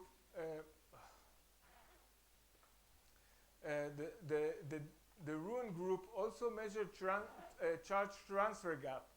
So I don't know if you can see this, but this is J as a function of TC, and again there is some linear behavior. They claim that they have managed to change J via the charge transfer gap. So our experiment is done a little bit differently. We work in a material that is called charge compensated. It is a long chemical formula, and it's called for short Calabalacco. And what happens in this Calabalacco is that you replace calcium by barium. The amount of lanthanum actually stays constant. So when you do this, you maintain the epochal structure. You don't change the structure. You don't change the number of planes. The material is always tetragonal, and you can overdope and underdope, and you have a huge TC transition, TC max, a variation as you change X.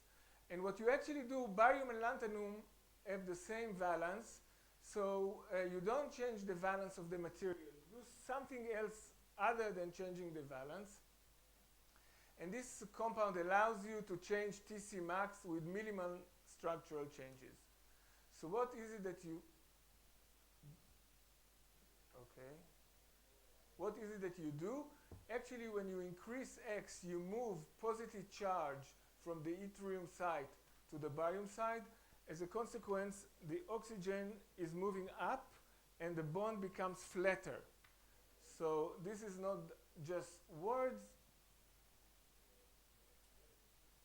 we actually measure the unit cell length and the unit cell buckling angle, and the family, the red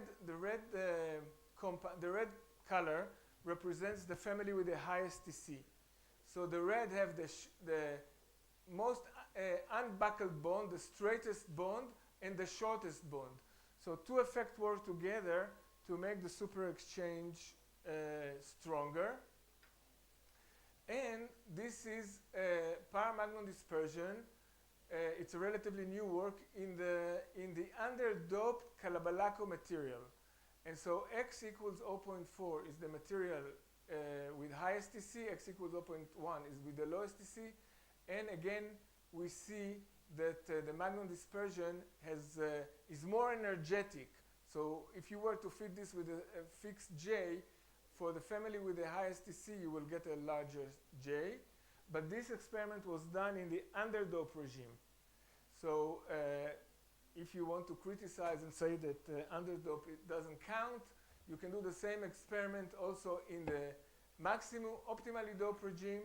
And again, in the optimally doped regime, RIGS does not provide clear peaks. The peak is actually constructed from 1 magnon and 2 magnon, but you can still take the average position of the peaks as all the other experiments that I show you did, and indeed you end up with the red family having higher energies than the black family, and the TC of red is bigger than the TC of black. So we claim that there is positive correlation between TC and the super exchange. Now, this experiment requires single crystals, requires single crystal, require cleaving. If you do the experiment twice, you don't get the same results. What I want to show you are muon experiments that are done on powders. Powders are easier, they're much less demanding in terms of separate preparation, but you can get the same answer. So this is a mu-SR. If this is the phase diagram, this data set is taken when you cool. You look at the muon rotation frequency and you cool a sample here. So as you cool, you get muon behavior, muon spin, that doing nothing and then starting to rotate. So you can characterize this as an appearance of Niel temperature. You can also do the experiment somewhere here. This is the used to be called the glass phase. So you don't get rotations of the muon, but you do get a phase transition. And we can characterize the critical temperature here, but we will call it with a different name. Here it will be called T-Niel. Here in the past we used to call it TG, T-glass. Now it's the spin density wave. We measured plenty of samples, and you can get a very rich phase diagram. And what you see is that the family with the highest TC, the red family, has also the highest T-Niel. Okay? But it's a little bit confusing, because as you underdoped, first it has the lowest T-Niel. Then there is a jump into the ordered phase, and then it goes up, and there's a crossing point. Some experiments were done like this. Not us, but in different materials. And this led to an erroneous result. So there are results in the literature which one has to work out and understand that you have to keep on undoping in order to go past the crossing point. But if you are not making this mistake, then there is clear correlation between T-Niel and TC max, and it's a very simple observation.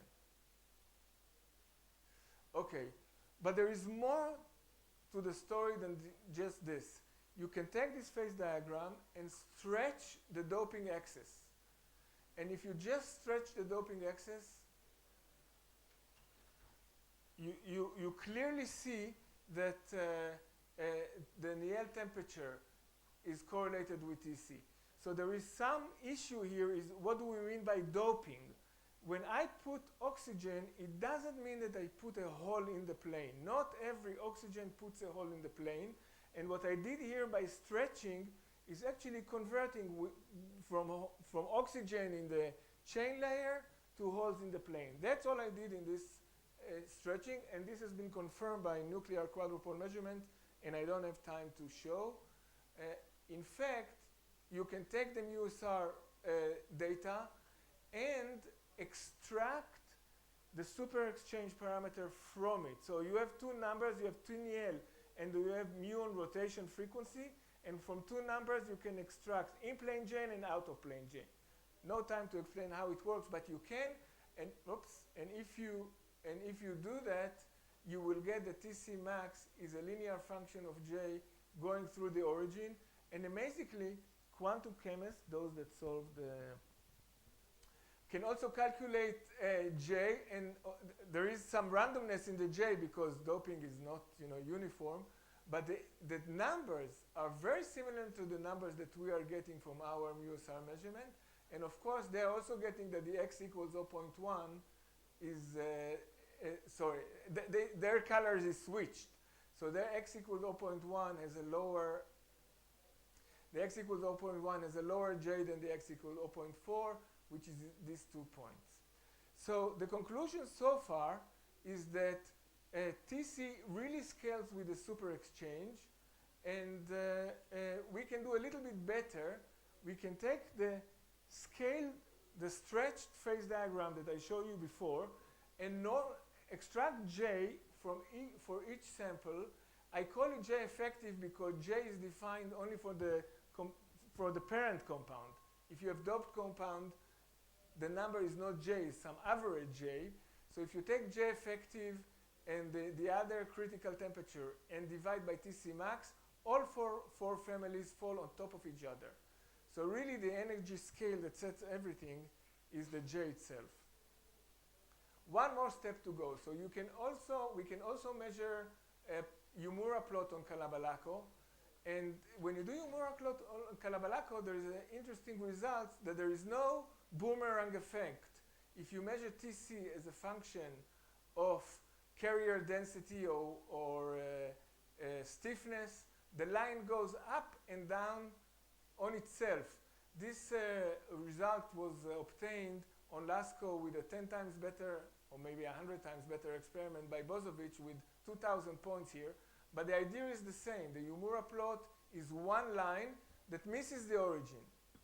So if you believe Calabalacco obeys the Yumura plot, and if you believe the TC scale with J, and you combine these two results, and you ignore the offset, you have to come to the conclusion that TC is set by two numbers, super exchange, carrier density, and if this is 1,000 Kelvin, and this is 0.1% doping, 0.1 doping, then you get a 100 Kelvin superconductor.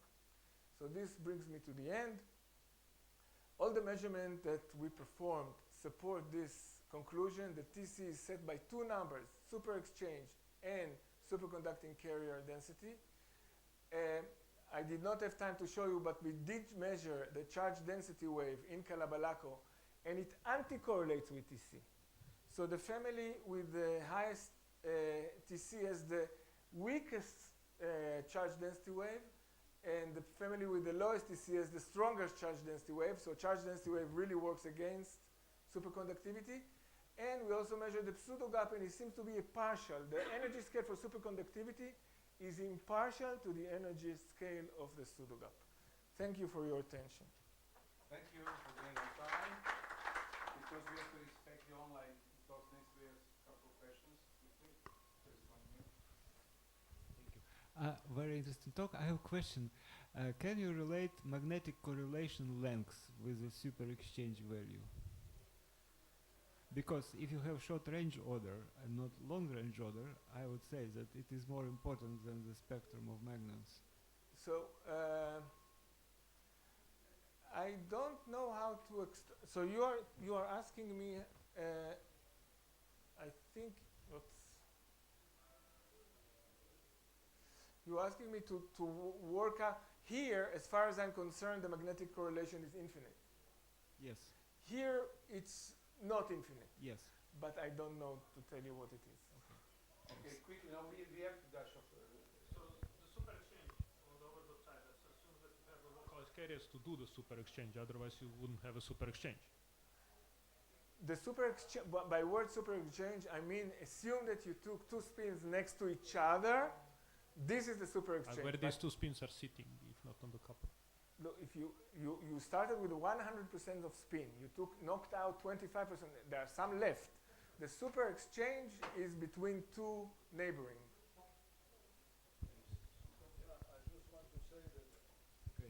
I would just like to say that the super exchange in the cuprates does not depend on the big U. It is a purely kinematic effect which goes like T PD to the 3 to the 4 over delta PD to the third. So what you have in your super exchange is a proxy for the copper oxygen splitting delta PD. Yeah. Okay, but these are all. That's all fine, but we have to go now. And but can I answer? Sure. Okay, so someone has to measure you. I mean, what you say makes sense, and okay, but someone has to measure you, and there is a way to measure you, and I will tell you the answer in a year. There is no U. The U does not determine the super exchange in the cuprates. It determines it in some other materials, but not in the cuprates. In the cuprates, there is no U. How do you know? No, I know there is a U, but it does not determine the. How you know that? Jefferson 91 paper. Good. So I have to finish this one. But now, Ivan, can you share this because you have a speaker from Roberta Caruso now from Brookhaven Park. Davor, I think it's better that you do that because you are in the room. I'm following, but you chair. Thank you, Ivan. But Roberta Caruso seems to be in Brookhaven. Roberta, are you online? Yes. Can you hear me? I never shared anything like that, so it's okay. I don't really hear you very well, and I think you cannot see my screen. Let me try again. Yeah, we can see you. Thank you. Okay, you can see me. Yes. Can you see my screen? I think so. Yes, yes. Excellent. Thank you. Okay. So hi, thank you for having me here. I am Roberta Caruso from the Oxide MD group at the Brookhaven National Lab. So there's been a slight change with respect to the title that you can read in the program book. And so today, I'm going to talk about the effects of electrolyte gating on overdoped lanthanum strontium copper oxide. So this work I'm going to present is being carried on by myself together with my colleagues Anthony Bollinger, CA, and Ivan Bozovic. So the motivation, first slide, let me give you an overview of the motivation of this work. The scope of this experiment is the study of the overdose regime of LSCO, and in particular, we want to focus on the role of disorder in the superconducting transition. On the overdoped side, the critical temperature decreases with increased doping, and surprisingly, this also happened to the superfluid density, which also scales with the critical temperature. One of the possible explanations to this phenomenon is the dirty BCS scenario, where the demise of the superfluid density with doping is attributed to an increased pair breaking, which is caused by the induced disorder due to the increased dopant density. So you increase the dopant density, you create more disorder, and you increase the pair breaking, and so you diminish DC. However, the experimental results that I'm going to present in this work, confute this scenario. So in traditional experiments with cuprates, you change the whole doping by adding or substituting elements into the parent compound, or by changing the oxygen content through annealing. However, one may think of using some kind of electric field effect to tune the carrier density in more or less the same way you do with semiconducting materials, or in the same way you do with LAO-STO interfaces, for instance. The problem is that the traditional electric field gating does not modulate the carrier density enough to induce a significant change in the superconducting properties of the cuprates. So what we do, we use electrochemical means to tune the hole density by adding or remove dopants. So in this specific experiment, we start with a certain doping in the overdope regime. And then what we try to do is we increase the old doping to observe a decrease in TC, and then we reverse the process and decrease the whole doping to see an increase in TC. And so this technique allows us to study how the disorder is affecting the superconducting transition in overdoped LSCO. The technique that we use, the electrolyte gating, it's not entirely analog to a standard capacitive gating, but it constitutes a very powerful technique to tune the carrier density in cuprates and also possibly in other materials with larger carrier concentration. So in this technique, an ionic liquid or a polymer with solvated ions is used as a dielectric between the sample and the gate electrode. So when a positive gate voltage is applied to the electrode, the positive ions are electrostatically absorbed on the surface of the film, forming an electrical double layer with the electronic charges are in the film. And an equal amount, of course, of oppositely charged ions accumulates next to the gate electrode. The electrolyte gating allows to reach has several advantages. So as I was mentioning before, it allows to reach the electric fields and the carrier concentration that we need to effectively dope cuprates, but it has also extended charging times, which are typically of the order of several minutes.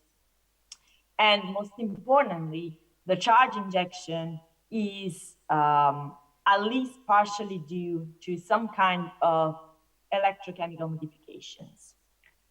The sample that we study in this experiment is 18-unit cell LCO film with the nominal content of strontium of 28% deposited on a LSAO substrate. So the film surface is patterned into 6 hole bars with different width, ranging from 10 micrometers to 500 micrometers. And the area of interest is covered with an ionic liquid and is surrounded by a gate electrode, which is kept at a given voltage. When a gate voltage is applied, the charges accumulate on the electrode and opposite sign charges accumulate on the sample. In this way, a capacitor is formed between the layer of charges on top of the sample and the opposite sign charges that accumulate in the sample correspondingly. Now, these are some of the experimental results. The graph that you see on the left shows the resistance versus temperature curves for different gate voltages for the 20 micrometer device, while the one on the right shows the same curves, but for the 10 micrometers device in 2 different measurements run. Similar results have been obtained for all other devices on the sample.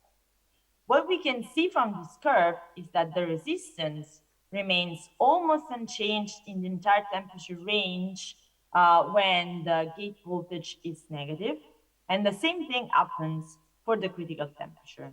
So when the gate voltage is negative, TC is basically unaffected, and at the same time, the R versus T curve is also basically unaffected.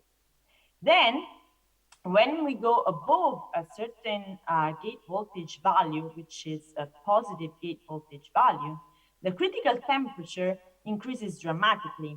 And at the same time, the resistance increases dramatically as well in the entire temperature range. The curves here are up to 45 Kelvin for clarity, but the R versus T curve is a straight line up to room temperature. In order to visualize better what I just said, we plot the critical temperature and the room temperature resistance as a function of applied gate voltage for the same two samples. So these data are extrapolated from the curves that I showed you before. Both quantities change very little for negative gate voltages. And then when we hit positive gate voltages, the increase is roughly exponential. Now, to interpret this behavior, we plot the residual resistivity ratio versus whole doping. So residual resistivity ratio, RRR, is defined as the ratio between resistivity at room temperature and the extrapolated resistivity at zero temperature. The plots here are for the 10 micrometers device, 20 micrometers device, and 50 micrometers device. The residual resistivity ratio is a common way to have a qualitative measure of the quality of the sample in terms of defects, impurities, and generally speaking, disorder. So a larger RRR indicates a lower concentration of defects and impurities, and so a less disordered state.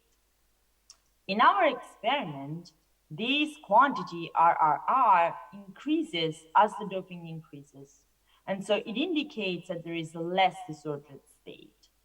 At the same time, the critical temperature decreases as the doping increases. So this is an indication that the disorder that is caused by whole doping is not playing a significant role in determining the temperature of the superconducting transition.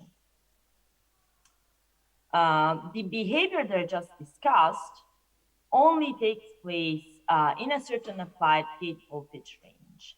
So in the first run, graph on the left, the gate voltage is ramped from negative values up to a certain positive threshold value. And above this threshold value, you see that the resistance changes dramatically. The critical temperature also changes dramatically. Actually, the superconducting transition is not complete. Then, when you ramp down the gate voltage down to negative values in run 2, so graph on the right, a completely different behavior is obtained, where we observe that the critical temperature is increasing as the gate voltage decreases, and at the same time, the room temperature resistance decreases. This is more or less the opposite of what we observe when ramping gate voltage from negative to positive value up to a certain threshold value. Finally, after a sufficiently large negative voltage is applied, the resistance versus temperature curves start to overlap. The critical temperature returns to the initial value. It's here. When the negative gate voltage hits a certain value, then the initial behavior is restored, and the conclusion would be that above, in this case, a gate voltage of 1.5 volts, some dramatic chemical and or structural modifications occur, sharply increasing the disorder level. Now, it's clear to see from these other plots that the effect is reversible in the sense that TC is fully restored, as you can see in the top left graph. However, the residual resistance ratio remains consistently lower, as you can see in the bottom right graph. So these partially reversible changes in RRR indicate that there is some irreversible electrochemical doping, which is due to the ionic liquid. It is reasonable to assume that these changes contribute to the overall disorder of the material, because as you can see, the RRR remains lower. However, TC is unaffected by these changes in disorder, and so this supports our initial assumption that disorder is not playing a significant role in the superconducting transition.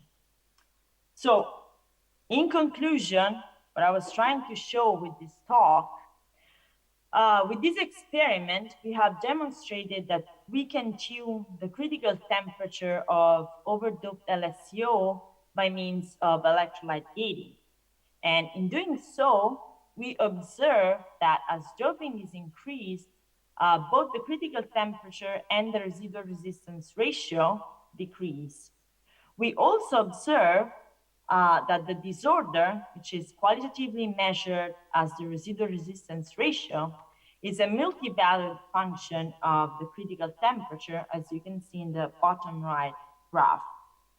These two observations support the conclusion that disorder plays a marginal role in the observed critical temperature reduction of the overdoped regime when the whole doping is increased.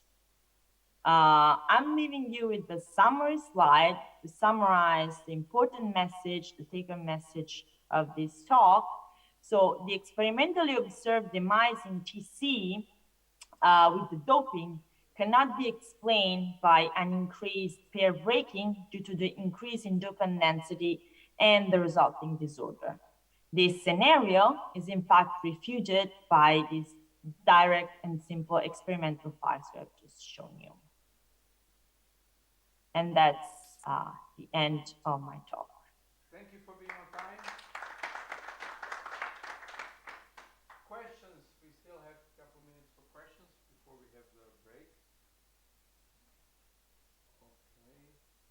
Nevin Barish, please. There's the microphone. Hi, thank you for the talk. I mean, there are many types of different disorder, and not all the disorder will affect things in the same way. So do you know which kind of disorder you are creating in these films? It's not an easy question to answer, especially because from transport measurements, it's not really easy to tell what kind of disorder we are creating. So for sure, we know that we are increasing the carrier concentration. We also know from other measurements and previous work that we are somehow electrochemically doping the devices. So there is a disorder caused by implantation of ions from the ionic liquid. But with this kind of measurements, this is pretty much all we can say about disorder, the type of disorder that we create. Okay, thank you. Thank you again for being on time. We have a 10-minute break, and then we continue with online, and Ivan is here in the chair. Thank you, everybody. Thank you. Ivan Božić is here online. We have two Ivan now.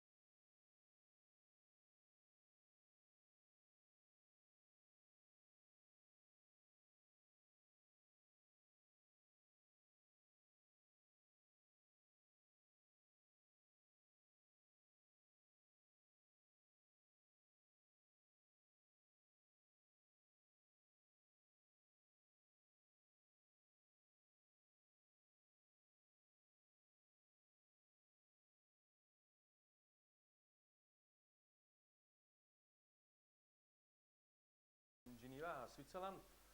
And the first speaker is online. Can you hear? Yes, I can. Can you hear me? Yes, Tao Xu, which will present optimization of LASCO single crystal film growth via MBE. Okay. Okay. So you have 30 minutes. Can you see my screen now? It's moving? Yes. Okay, great. Shall I start? Yes. Okay. So hello everyone. I'm Xiaotao Xu from the Brookhaven National Lab. The title of my talk today is the optimization of lanthanum strontium copper oxide single crystal film screws via the molecular beam epitaxy. So firstly, let me give an introduction to the material. So the RSCO is an archetypical cuprate high temperature superconductor. So the crystal structure of its mother compound, which is undoped LCO, is shown in the left. So the crystal has a perovskite-based structure that is common for most of the other cuprates. By substituting a certain portion of lanthanum with strontium, one can dope this material all the way from anti-ferromagnetic insulator to the Fermi liquid metal. So I believe everyone see this phase diagram many times today. So the phase diagram is definitely rich physics. And so far, a complete understanding of this phase diagram is still missing. And the understanding of the mechanism of the high TC superconductivity of this material is also not clear. So for us, our motivation is to better study this material, and we believe to study this architectural cuprate may help us to bring changes in the fundamental understanding of this cuprate superconductors, and it may help us to realize our ultimate goal, which is room temperature superconductors as well. And our approach to our solution to the problem is the molecular beam epitaxy. So the MBE is recognized as the highest standard of the material synthesis. The principle of MBE is simple. So the solid source particles subliminate, and once they arrive at the heated substrate, they will bind, nuclear, and condense, following the guidance of the crystal structure of the substrate. For the growth of oxides, normally it is equipped with a strong oxidation source. And a QCM is normally equipped in an MB chamber to monitor the absolute deposition rate of the beam flux. A unique tool that is equipped with the all MB system is a reflective high energy electron diffraction, which is the rate gun. It helps us to realize the real-time surface monitoring during the growth. I also want to mention that with the precise beam flux control, one can realize the layer-by-layer growth in an MB system, which is the highest precision that one can get for the material synthesis. So the actual realization of this simple concept is actually complex. So below is the MB system at the Brookhaven lab. So this system is equipped with 16 metal source with compute control shutters. It also has a dual deflection rate gun the scanning quartz crystal monitor, and a homemade pure ozone source. The whole system is also highly modularized. It is equipped with over 26 turbomolecular pumps, which means that each part can be maintained and repaired without breaking the vacuum in other chambers. So in one word, the system is specially designed for the growth of cuprates. So next, I would like to introduce some of the important tools in our system. So first one, we have a homemade ozone distillation system. The ozone distillation, the principle of that is using the different boiling temperature of ozone and oxygen. The mechanism is shown in the left plot.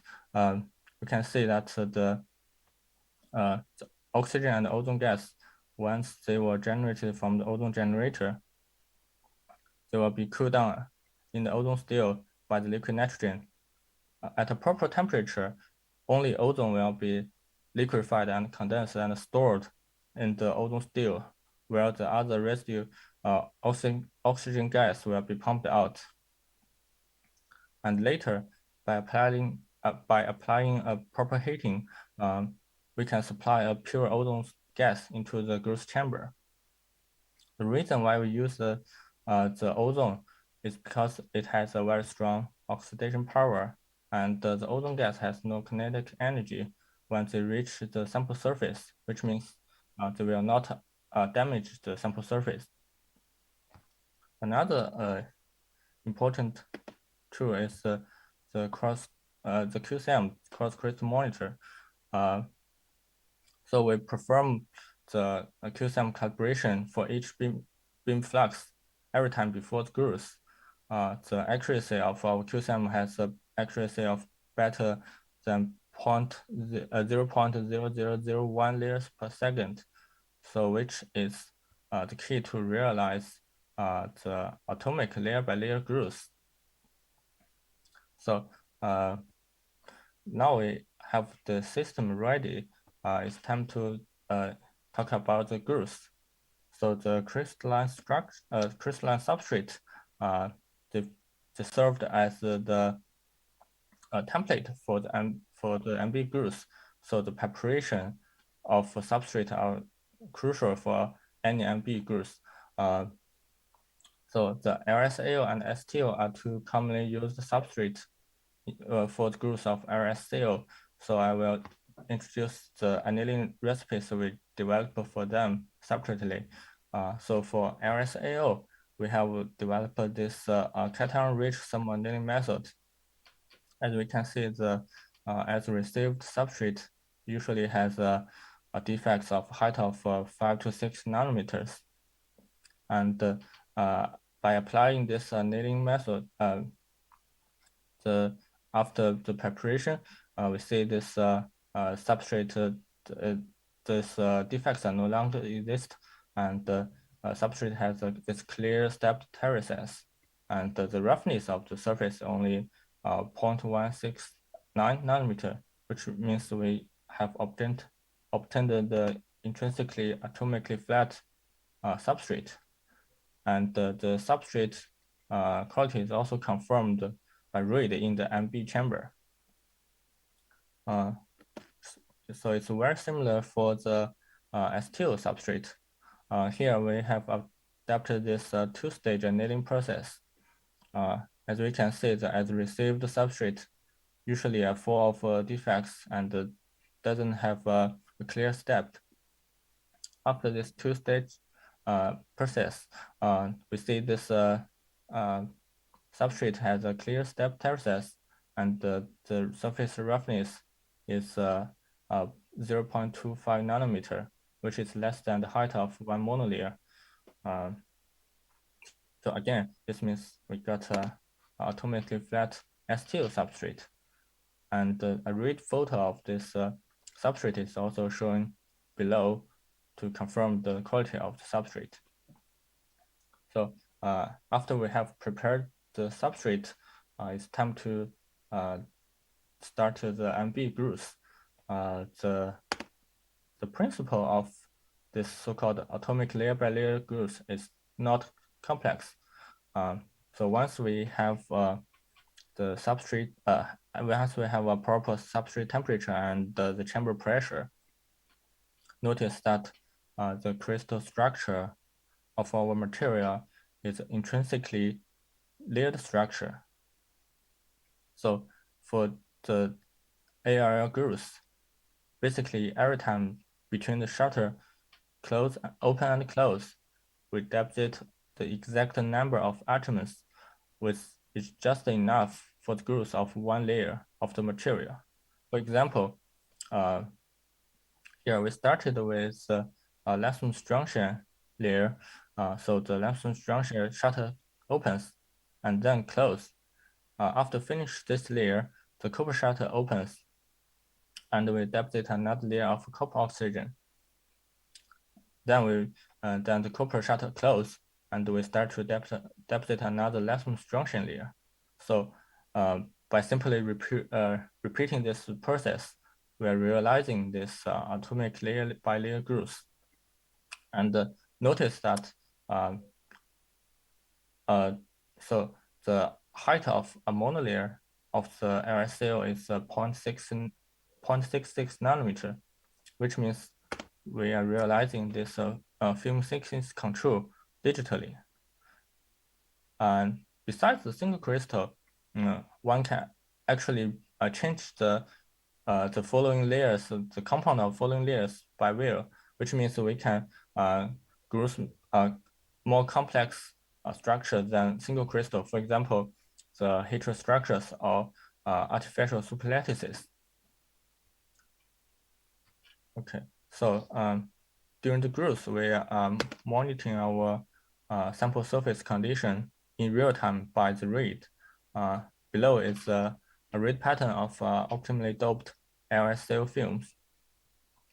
We see there are several important features. First, these 5 mass tracks. They are very sharp and long, which means we are realizing a 2D growth without any 3D precipitations. This speckle spot in the middle is very bright, which means the sample surface is flat and smooth. We also see this diagonal Kikuchi length and the secondary Loy circle, which is only observed in the high quality samples. So in one word, we are obtaining this high crystallinity structure without any secondary phase precipitation. Another important information from the read is the periodic intensity oscillation, which is taking the brightness of the specular spots. So on the left-hand side is a plot of the intensity oscillation. We can notice that each oscillation period is corresponding to the growth of one RSL monolayer, which means we are realizing the atomic layer by layer growth. We also notice that the intensity of this the peak didn't decay, which means the sample surface is flat and smooth even after many layers. Okay, so next we compare the rate pattern of RSL film with the RSL substrate. First, the distance between the mass tracks correspond to the lattice constant. Here we can see that the lattice constant of the RSL is the same as that of the RSL, which means we are realizing this epitaxial growth following the guidance of the RSL substrate. And a new feature which is not presented in the RSL substrate, you can see is this set binary construction. So actually, this is a prominent feature that can be observed in all RSL films. Let me put this in detail in the next page. So here, I'm showing the rate pattern of RSL films with different doping levels. As we can see, they all have this kind of set boundary construction. which means that is a universal feature for all the different doping level. But if you look carefully, the pattern of this different doping, they are different. For example, for 0.14, it's a slightly underdoped sample.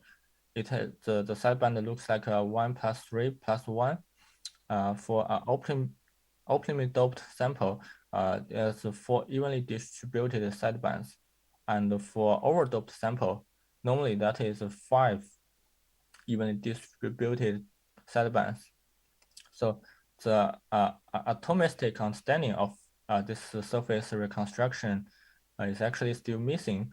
But at this point, the sideband pattern can provide helpful information for us to check the correct stoichiometry of our doping level during the growth. Okay. And another thing we did to improve our sample quality is we have developed this read and diagnosis strategy for the LSCO. So below is two read patterns during the growth of optimally doped LSCO. We can see that the pattern of this read is also different for the copper layer and the lanthanum strontium layer. So during the AR growth, we would expect the pattern A and pattern B replaced by one and each other all the time. So from our experiment, we noticed that the time existence for this 4 sideband reconstruction in the copper layer is very sensitive to the amount of copper atoms deposited on the sample surface. And there should be a clear window, which is about 10 to 15 seconds. Otherwise, to maintain the correct copper stoichiometry, otherwise the sample may have defects on the surface. So it's natural for us to develop this strategy, which by timing the time interval of this 4 sideband reconstruction pattern and adjust the Cooper shutter time accordingly to maintain this clear window. So by doing this, we have improved our yield ratio to a very high level. So this is basically how we maintain the correct copper stoichiometry. Next, I also want to mention that there's always a trade-off between the oxidation power and the MB condition, which means to maintain the UHV MBE condition, the ozone partial pressure sometimes is not at a proper level during the growth. And what happened is it will mostly affect the oxygen content in our film. And they will create oxygen defects. Normally that contains the extra oxygen atoms or oxygen vacancies. So a proper post-nailing process are very necessary. On the right-hand side, I'm showing some the effect of some several different annealing conditions. So for different LSCO compounds, we have developed different recipes accordingly based on our study of over 3,000 films in the past 20 years. So I'm not going to show the details of this annealing recipes here. Okay, so this is pretty much the everything about the growth. So next one is I would like to briefly introduce about how we characterize our films. So we use the mutual inductance to characterize the superconductivity of the growing film. The mechanism of the mutual inductance is shown in the left panel. The green film is sitting between two coils. The drive coil is generating a time-varying magnetic field, which will penetrate the superconducting film, and the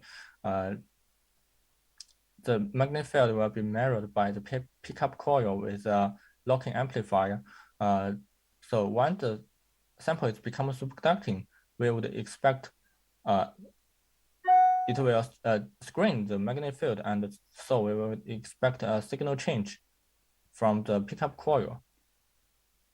Red one is the real setup for our homemade mutual inductance system. It's everything sits in a software block.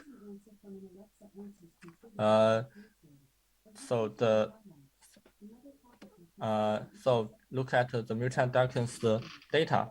Normally, it contains two parts: the real part and the imaginary part. If we look at the real part at the left-hand side, there's a huge drop of the signal at about 36 and 37K, which is corresponding to the formation of a complete superconducting loop. On the imaginary part, we see this peak is built up, which is corresponding to the build of superfluid density, and the peak sharpness is a good measure of the overall surface sample homogeneity. So for our sample, the variation of TC within this RCO films are very small, which means the film is quite homogeneous in this whole whole sample area. Next, we also use the AFM to look at the growing film. So again, so if you look at this AFM image, the sample surface has a very clear stepped terraces, and the surface roughness overall is only 0.17 nanometer, which is less than the height of the monolayer. So again, it means we have grown the atomically flat RCO film. So in summary, we have prepared the atomically flat substrate. Using this substrate, we are able to grow atomically smooth RCO films with a sharp superconducting transition. The film quality and homogeneity was confirmed by the read AFM and the mutual inductance. So here I'm only introduced about the growth of the single crystal. Actually, this is like a Rosetta Stone. With this information, we can use that growth recipe to grow more complex structures, such like the heterostructures or artificial superlattices of the RSCO, which can help us to fabricate different devices and to prove the material of the property of this material from a different aspect.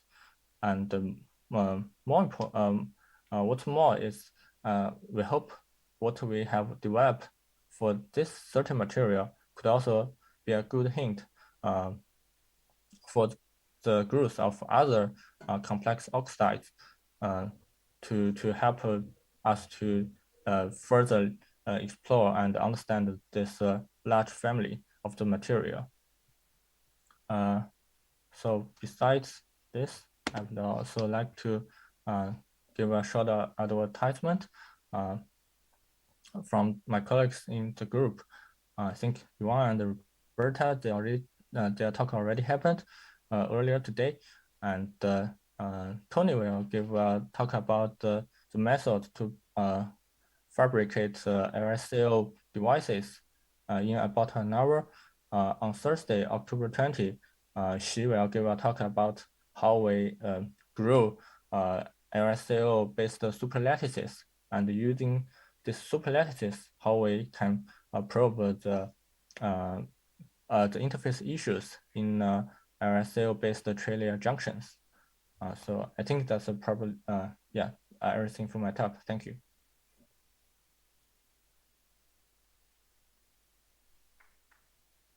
So there is time for a few questions.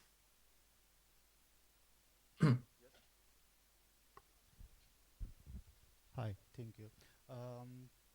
I have a question: how thick your film, and is there some limit to control the atomic layer deposition in your system? Is there some limit of the thickness? For example, can you control the atomic layer deposition while the film thickness is increasing? Did you get that? Sorry, I didn't quite get the question. The question is if you are able to control the atomic layer rate while the film is growing. Yes. So here. So basically, we can control the, we can stop the growth at each of these layers, which means we the highest resolution we can get is one monolayer, and we can stop at each monolayer by closing shutter. Yeah. Hi. Last question. Thank you for showing us these wonderful experimental techniques. You showed this measurement of susceptibility. You saw sharp peak. And then still above this peak there is something which is non-zero. Do you know what it is?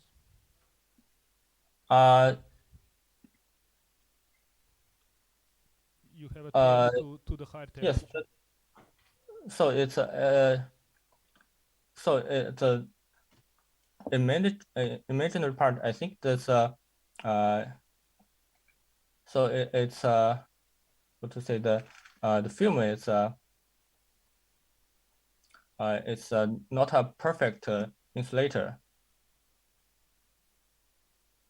So that's why you still have some response at the imaginary part, because the mutual inductance is kind of like measuring the complex number of the conductance. So you expect some. Okay. Can I comment? Nevin, this film, this substrate has backside coating, which is metallic, strontium rutenate. And it's a thick film. It's not superconducting, but it's metallic. So it has some skin effect. If we remove that backside coating, then the imaginary part is zero, above and below. It was not corrected for the metallic background. Thank you. These are raw data. So we have to move to the next speaker. We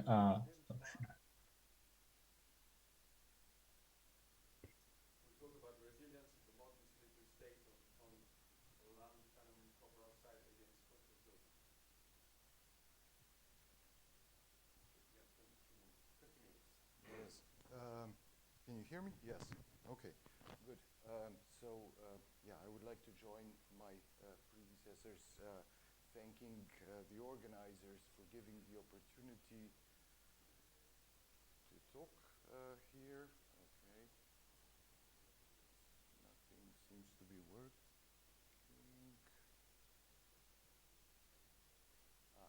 Okay, good.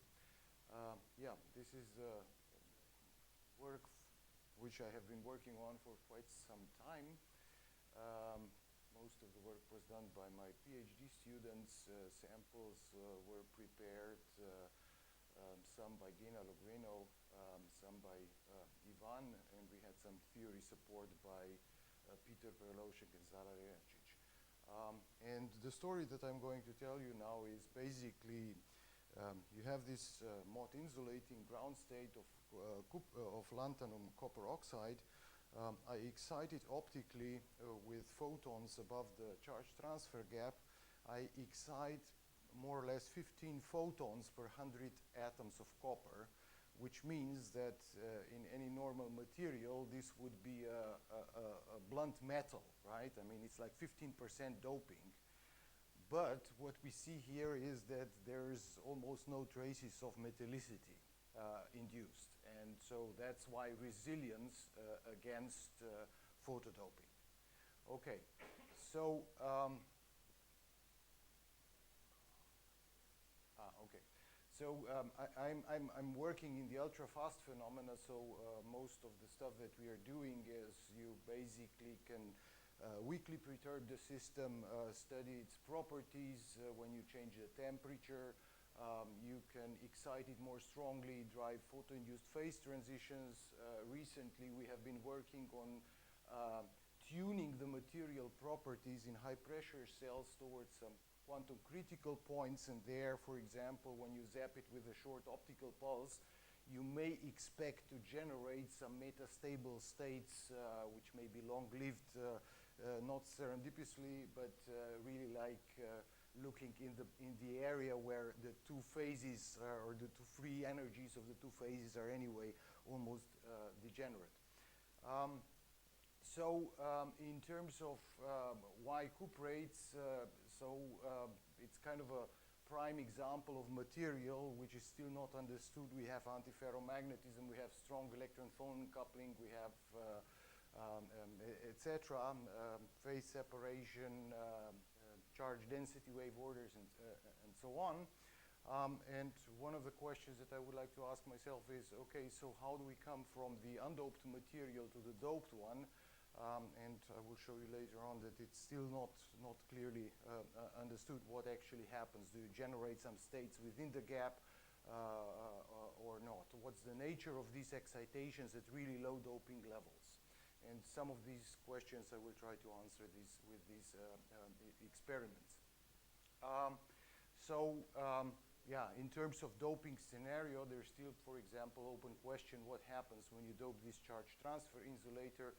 When you add these holes, do you basically generate some kind of a states in the gap, or does the chemical potential shift and basically you have all the physics responsible for superconductivity here in this band. So I'm doing optics, so let me first give you a quick rundown how the optical conductivities look in cuprates. So most of them, you see that the charge transfer gap is of the order of 2 electron volts. So if we look at the doping dependence, this is what Neven was already showing, this old data. So you have this charge transfer gap of about 2 electron volt for LASCO. And then upon doping, you basically start seeing this mid-infrared peak, which then gradually merges to the Drude, but one could argue only at overdoped regime you really have kind of Drude. This mid-infrared feature is present well in the up to optimal doping. Okay. In terms of, so I'm talking now chemical doping, and there were some 20 years ago or more than that experiments where you take an insulating material, shine a light with photon energy above the gap, and basically what you see is in the optical properties you see similar features like when you chemically dope it, right? So for example, here you have this mid-infrared absorption, so the transmission is reduced when you shine a light on it. You can also see some changes here at the charge transfer gap. So here are some spectra, so this mid-infrared peak is there. And of course, one could argue, okay, so the time scales where these experiments were done with, so it's basically using some choppers, milliseconds, so you could think about some self-trapping impurities, defects, and so on. However, maybe 10 years ago, there were also transient femtosecond absorption studies done by Hiroshi Okamoto's group. where basically you see similar features on a picosecond or sub-picosecond time scale. So you see dramatic changes. So this is here a change in the optical density. So you're basically looking at the changes in absorption. So you have this mid-infrared absorption, and in NCO they even see some kind of signatures of metallic state on the 100 femtosecond time scale. Then if you go to the terahertz regime, and this is experiments on undoped YBCO, you also see these rapid dynamics, sub-picosecond, picosecond relaxation dynamics. But when you zap it with optical excitations, what you see is that the optical conductivity is minuscule, right? I mean, so we're talking about 3 ohm centimeters after quite substantial photoexcitation. Now, even more recently, people were focusing on the high energy excitation. So, for example, Mitrano's group just published this work using X-ray absorption spectroscopy. So they strongly excite, in this case, doped Glasgow, and they see that basically the upper Hubbard band, so the copper band is basically transiently shifting by something like 100 millielectron volts and recovering again on the same sub-picosecond time scale that we have seen also for the optical conductivity or for the mid-infrared response. There's also some further works focusing on the dynamics here around 2 electron volts, so around charge transfer dynamics. People are seeing some oscillations which they link to some magnons being generated, or two magnon excitations and so on. In most of these experiments, they are done either on thick films or on single crystals measuring reflectivity, and then using some Kramer's chronic to basically study optical conductivity. What we are trying to do is we use a thin film which is homogeneously excited because the thickness is much smaller than the optical penetration depth. And we're using spectrally resolved probing of transmission and reflectivity, so we're really extracting dielectric function or changes of the dielectric function. The approach is, for example, the first simple approach was done on studying electron phonon thermalization in copper. So in ultra-fast community, one of the main results came a long time ago, where the people said, okay, so when we excite the electronic system, we heat up electrons. The time scale that the electrons give energy to the lattice is determined by the electron phonon coupling constant. And so there were experiments doing this and measuring, and so you basically just measure one trace and you get lambda. Well, it sounds perfect, but are the electrons really thermalized on such a short time scale? And so that's what we did was, for example, we studied copper, where you have this D-band to the Fermi level transition, and you can have some simple model, optical model, to explain the temperature dependence of the dielectric function. So the big changes, as we will see later on, are around 2 eV, whereas there's this D to the Fermi level phase transition, and they are basically dominated by the changes in the distribution function, so thermomodulation. So when we study optical changes in reflectivity and transmission, we can go and calculate the changes in the real and imaginary part of the optical conductivity. Then what you can say is, okay, at 10 picoseconds after relaxation, the system is just characterized by somewhat elevated temperature. So I know that the distribution function is thermal, and so using my model, then I can go back in time and I can basically see how my changes in optical constants relate to the changes in the distribution function.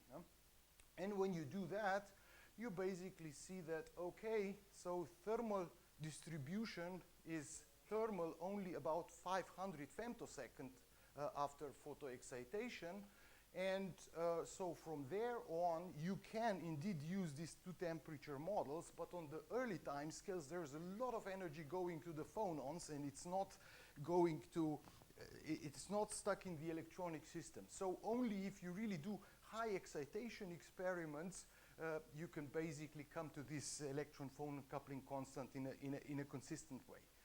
All the rest are just very crude approximations. Okay, but now the same kind of approach we're doing in LASCO.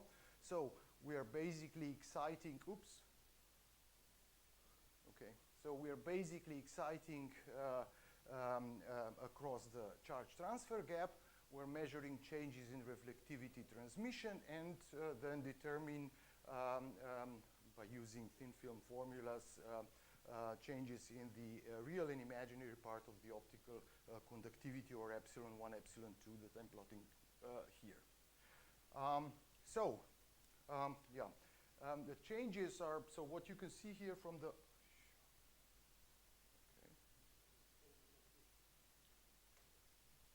It's not me. Yeah, okay.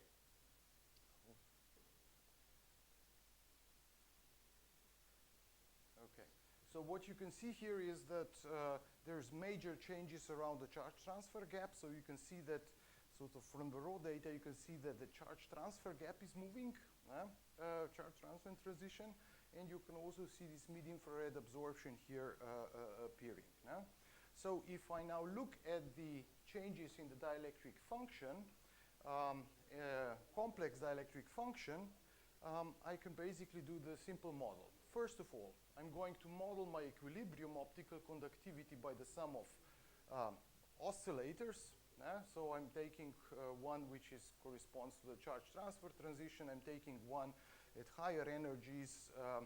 And then in terms of non-equilibrium, so what I can do is I can say, okay, so this guy, I will allow this guy to move a little bit and broaden. This is basically all that I need to do. And I add a mid-infrared peak here. So this is the blue, the red line is red shift of the charge transfer transition broadening, and the mid-infrared peak centered at around 0.6 electron volts. So what I can do is I can also add, yes, I can also add a Drude component, which would be somewhere here. But in principle, this is just, I constrain the maximum allowed Drude component. And we will see that I can basically do without it, actually. Okay. So just by looking at this, I mean, I use as little number of free parameters as possible. So basically, I can explain this result by shift of the charge transfer gap, broadening, and the appearance of a mid-infrared peak. Now we do this as a function of excitation density. So I'm plotting here the changes at, let's say, 200 femtoseconds after excitation. It doesn't look perfect, right? But I'm always doing this for epsilon 1 and for epsilon 2. The message number 1 is, for example, here at the 0.5 electron volt, change in epsilon 1, even at the highest excitation density, is positive. So if I would be inducing a metallic state, not the change in the epsilon 1, but the epsilon 1 should be at should be at negative, right? So there's no signature of, doping level. So if this would be a silicon, I mean, it would be clean metal. So the contribution of Drude is really, really, I mean, so what I'm plotting here is something that is within my constraints allowed, but it can be even much smaller. Mid-infrared peak, it's kind of going. We see that there is some kind of a sublinearity in the intensity.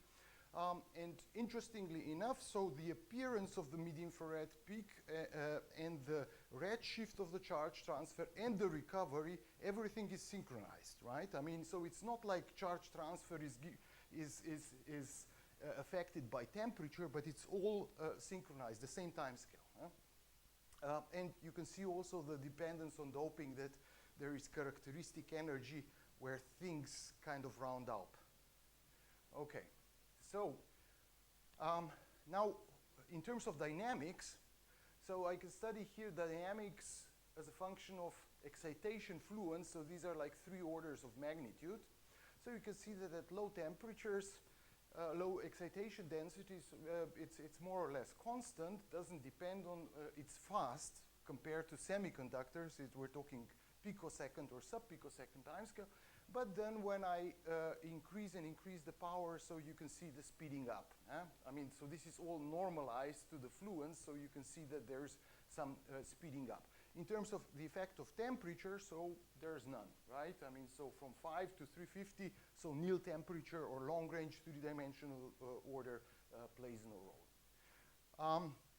So in terms of studying now the dynamics of these excitations, what we do is instead of looking at certain wavelength, we're just going to do the spectral weight sum rule analysis, and we're going to integrate all the contributions up to about 1.5 eV. So at 1.5 eV, the contribution because of the charge transfer gap shifting will come into play.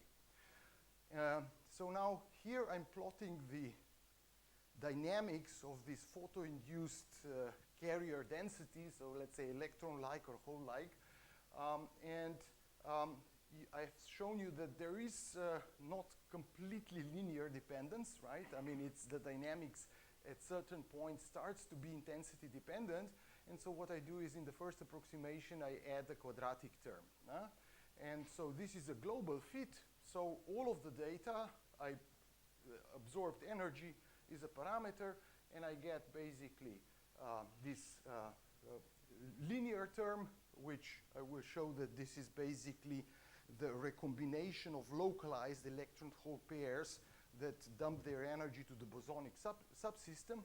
So it's kind of a geminate recombination. And the quadratic term is, it kicks in when you start to melt this antiferromagnetic order at higher fluencies. Okay, so the story is the following. So when you first excite, you basically, you have very rapid relaxation, and it's not depending on intensity. So the results are kind of consistent with creation of electron-hole pairs or hole-on doublons in the Mott language. And the recombination is basically governed by this geminate recombination with multi-boson emission. And so you could talk about phonons, you can talk about magnons. The probability for having magnons, because J energy of the magnon is a bit higher, is probably higher. And plus, it's kind of consistent with the fact that at higher excitation density, you start to see many body effects, which you can basically attribute to melting of this antiferromagnetic order. So you really have like free electron hole-like particles, which then recombine and give rise to this bimolecular kinetics. Or you can have such a Auger process where you have one free doublon and a pair. And so this guy is kind of kicked up. These guys recombine and put energy to the magnetic system. Okay, I'm at the conclusions. So first of all, mid-infrared excitations are intrinsic.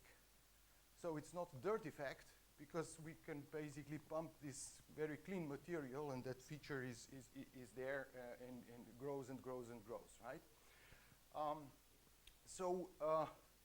I've explained you that this initial relaxation seems to be governed by this geminate recombination, so the particles don't move or barely move, and you can think about the spectral properties of these quasi-particles to have a very tiny contribution to the coherent, but it's mostly incoherent.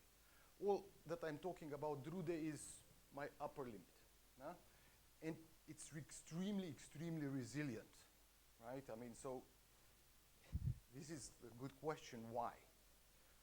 And yeah, with that, I'm at the end, and thank you for the attention. Sorry for all the clicking problems. Thank you. Time for one All right, thank you for the interesting talk. So I have a technical question about the spectrum. So you showed down to 0.4 eV. Why can't you go lower? Technical question. Below 0.25, I shouldn't do it because then I have effects in my substrate. I have absorption in the substrate. What's the substrate? We do the LSAO, and I mean, you know, you're looking at some small changes, right? And so there, you will have substrate absorption. Yes, at that yes. energy. I mean, so you can go down below 3 terahertz. Of course, you're going to again have an open window. We tried also in this low terahertz range, but in our case, the films are very thin, and so the signals are really even tinier than what were done at LASCO, at YBCO. So, but, yeah. Okay, thank you. Okay, thanks again.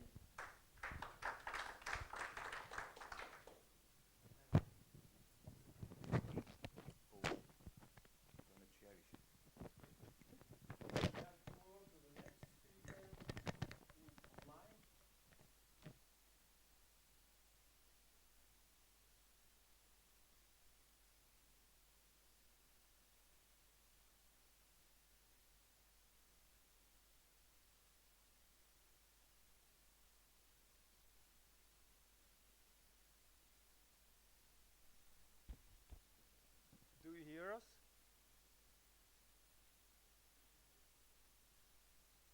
Can you turn your microphone on?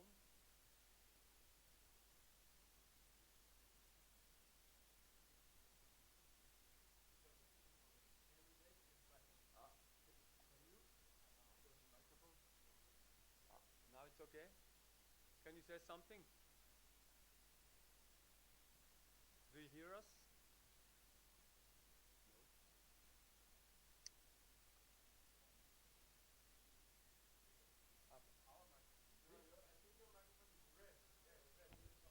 Mine is red here.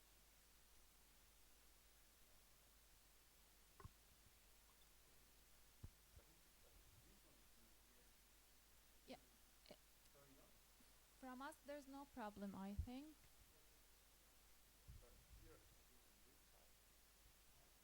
Prof. Fujimori, do you hear us? Yes.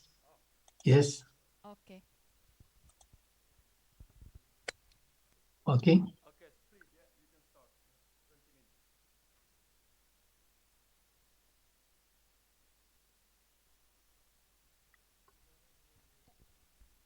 Do you hear? Yes. Okay, so Okay. it's your time. You can start. Yes.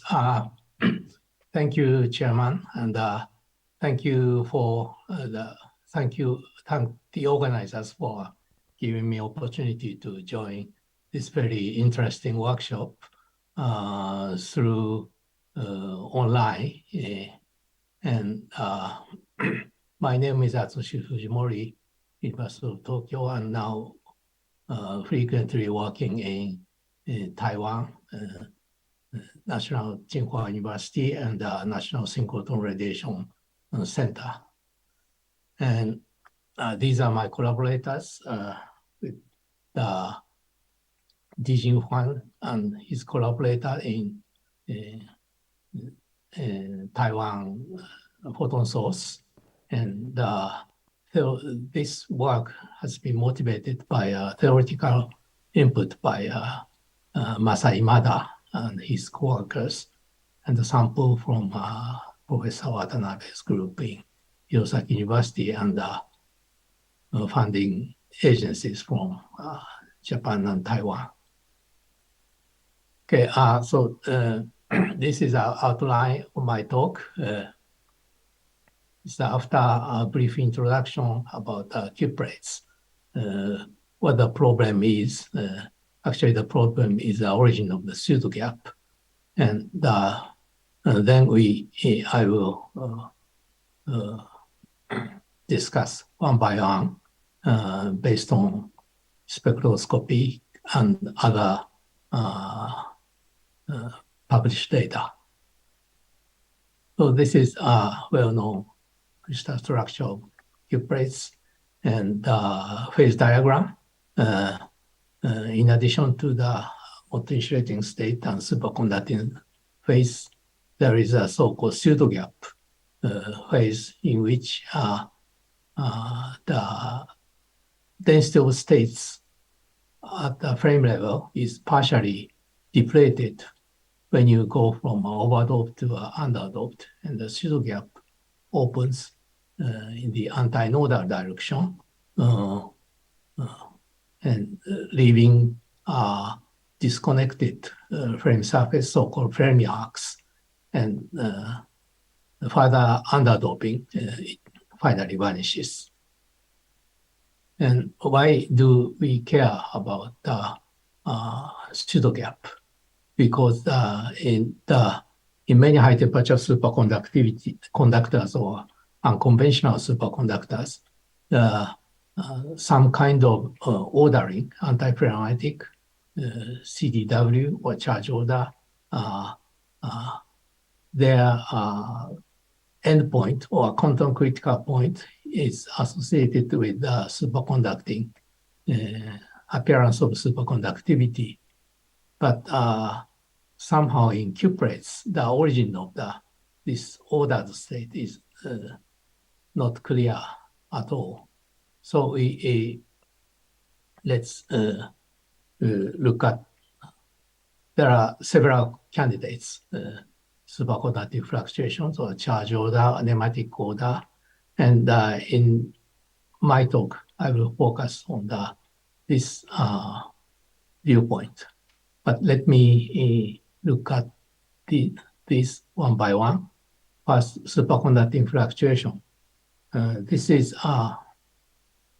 something like a few tenths or several tenths Kelvin above the TC. There are still order parameters are fluctuating. It has been seen in many transport, optical, and experiments. But obviously, the pseudo-gap region is very wide, and this alone cannot explain the entire pseudo-gap phase. Then charge order, or ordering of the charge density, or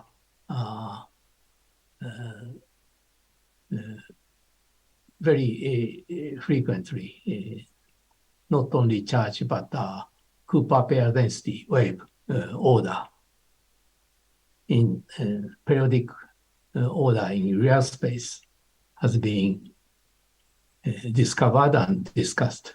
This is something like modulation of charge density. So translational symmetry is broken by this density wave. And this is such a transitional symmetry breaking can be conveniently studied by scattering or diffraction experiments of X-rays, as well as neutron scattering. And I focus on the resonant inelastic scattering. And resonant means X-ray is tuned to the core to conduction band absorption, and then this core hole is filled by this electron, occupied electron, ending up with the electron hole pair. This is in the spectra, electron hole pair excitation is seen at high energy, like 1 to 2 eV. But for the charge order can be studied by elastic part. This is an example of charge order or scattering intensity as a function of momentum transfer and lost energy. At zero energy, elastic part shows a peak at around 4 lattice spacing. So this charge order is in many cases 4. Of course, this periodicity changes with doping or between different systems. This is a summary in this review article. That the charge order occurs below this dome for bismuth 2212, YBCO, and RSCO. So, so this means charge order state is enclosed by the Shoot gap phase. Sorry, I put another Shoot gap line because RPS always indicate this kind of Shoot gap or Nernst effect also. But some other transport properties show this T star line. And so charge order state is occurs within in most cases within the Shoot gap, but ordering temperature depends on material very significantly, so that charge order by itself cannot explain the Shoot gap phenomena, but the Shoot gap, you can say Shoot gap promote charge ordering, but to different degrees depending on the material. So nematic order has been intensively discussed. This is ordering, something like this. Translational symmetry is not broken, but 4-4 rotational symmetry is broken. So it is, in other words, this is intra-initial symmetry breaking, which means 2 oxygen atoms becomes inequivalent after this kind of nematic order. So we have done RPS experiments, but let me skip of YBC BISCO under uniaxial strain. But let me just show the results. That the symmetry breaking occurs in the Shoot gap phase, and symmetry recovers in the normal metal phase, as well as in superconducting phase. So far, there are a lot of other measurements, elastic-resistivity measurements. I will not explain in detail, but from these measurements, electronic anisotropy is induced in this blue region. And this is magneto-torque measurements. By torque measurement, one can measure magnetic anisotropy within the plane. So this blue part, broken symmetry part, is within the Shoot gap phase, or even coincide with the Shoot gap phase boundary.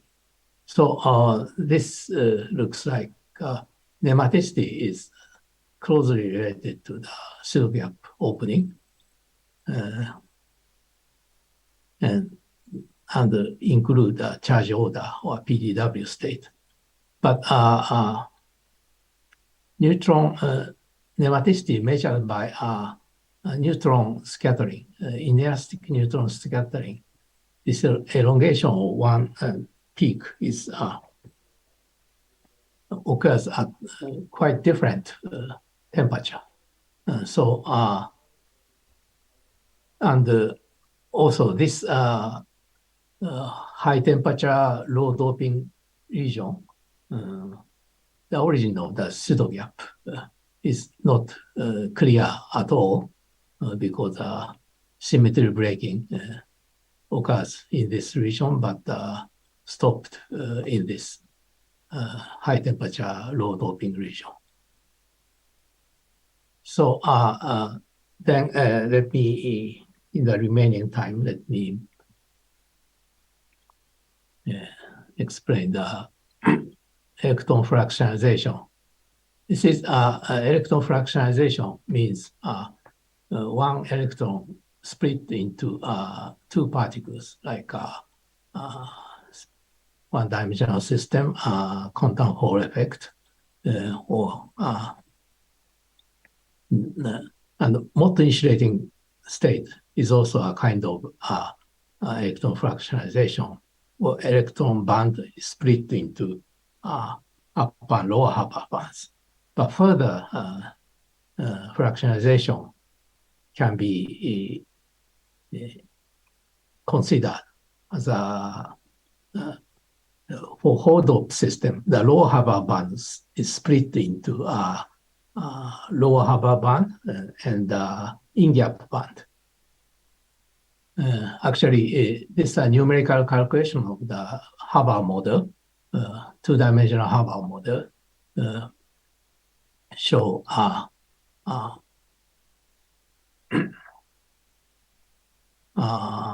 split by Hall doping, lower Haber band, this one, is split into lower Haber band and in-gap band, like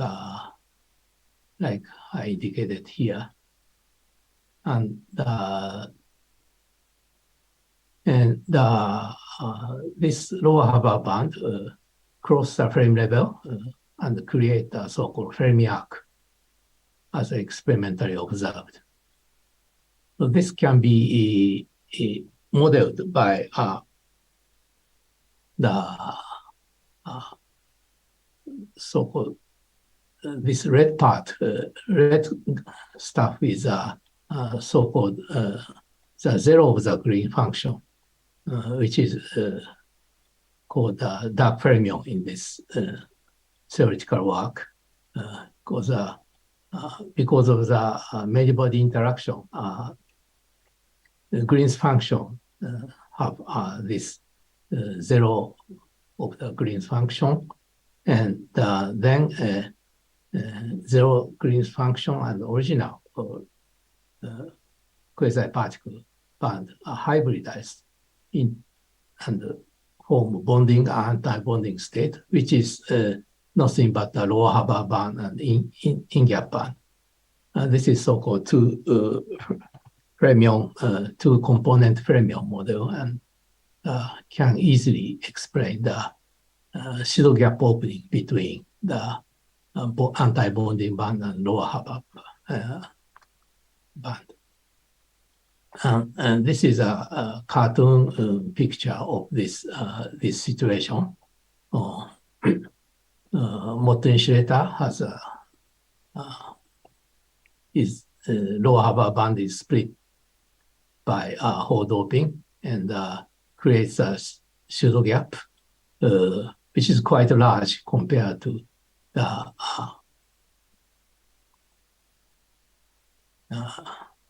large and asymmetric, which is quite different from the more conventional view that pseudo gap is electron hole symmetric, but actually quite asymmetric. This is not a proposal, but the results of the numerical calculation. And so Fermi arc can be also well described. And using RIX again, resonant scattering, one can measure electron hole pair excitation. So in this view graph, excitation of an electron from here to here create electron hole symmetry with a finite momentum and finite energy. And so this is quite different from this electron hole symmetric situation. So that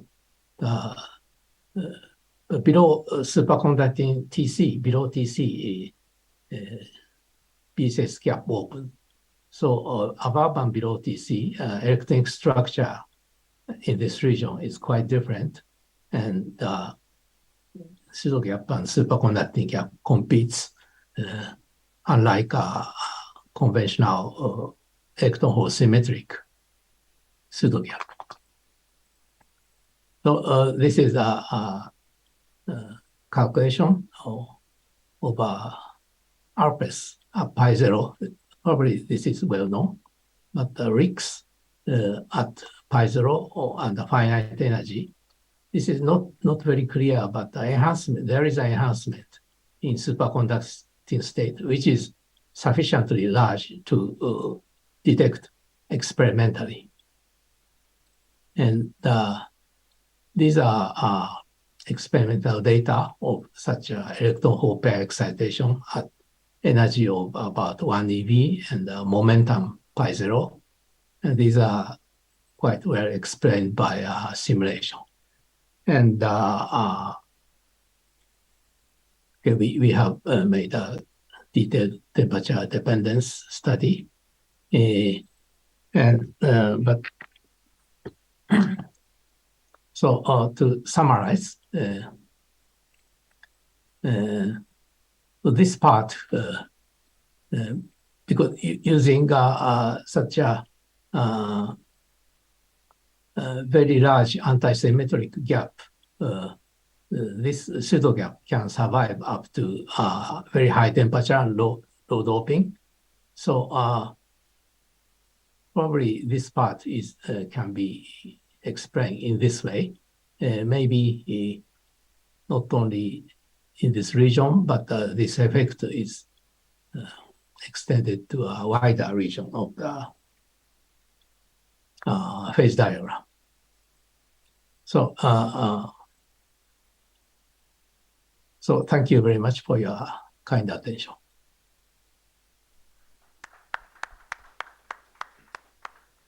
Thank you. There's time for one question. Yes. Thank you very much for the nice talk. I have a question. So these dark fermions or fractionalized fermions have been introduced to describe or model the self-energy of these cluster DMFT calculations by Imada. Now, is there anything in the theory, or is there anything in experiment which is beyond a mere basic spin fluctuation opening of the pseudogap?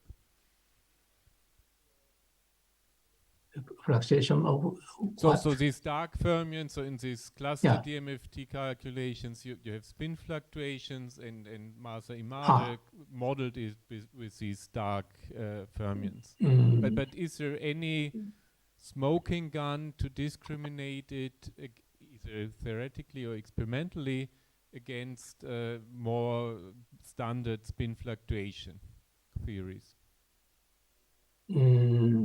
Yeah, this is a kind of spin fluctuation because four-site, actually cluster DMFT means four-site cluster in which spin correlation between neighboring spins are strongly antiferrometrically correlated, and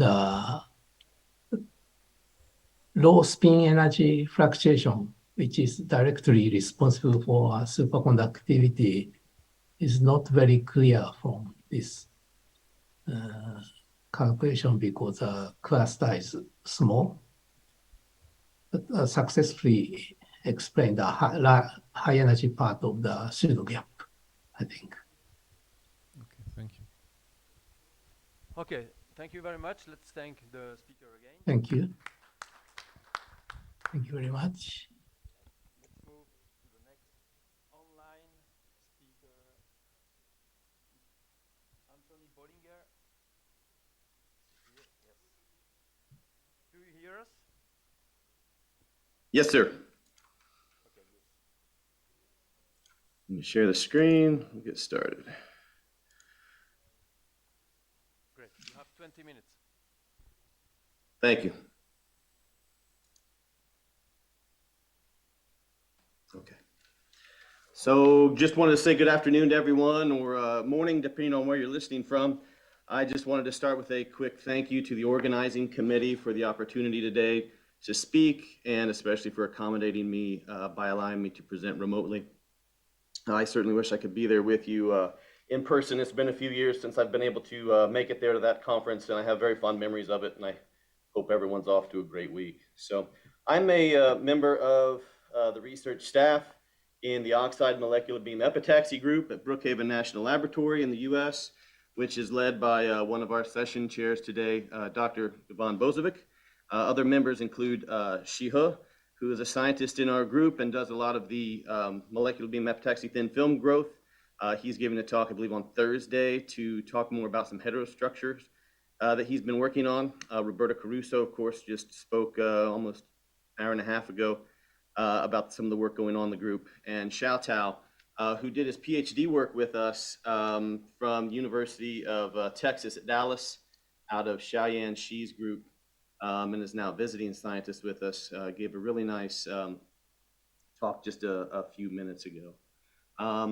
So as the name would imply, oxide molecular beam epitaxy, we synthesize thin films by molecular beam epitaxy. This is our MBE machine at Brookhaven, which I think you've probably seen a few pictures of that already today.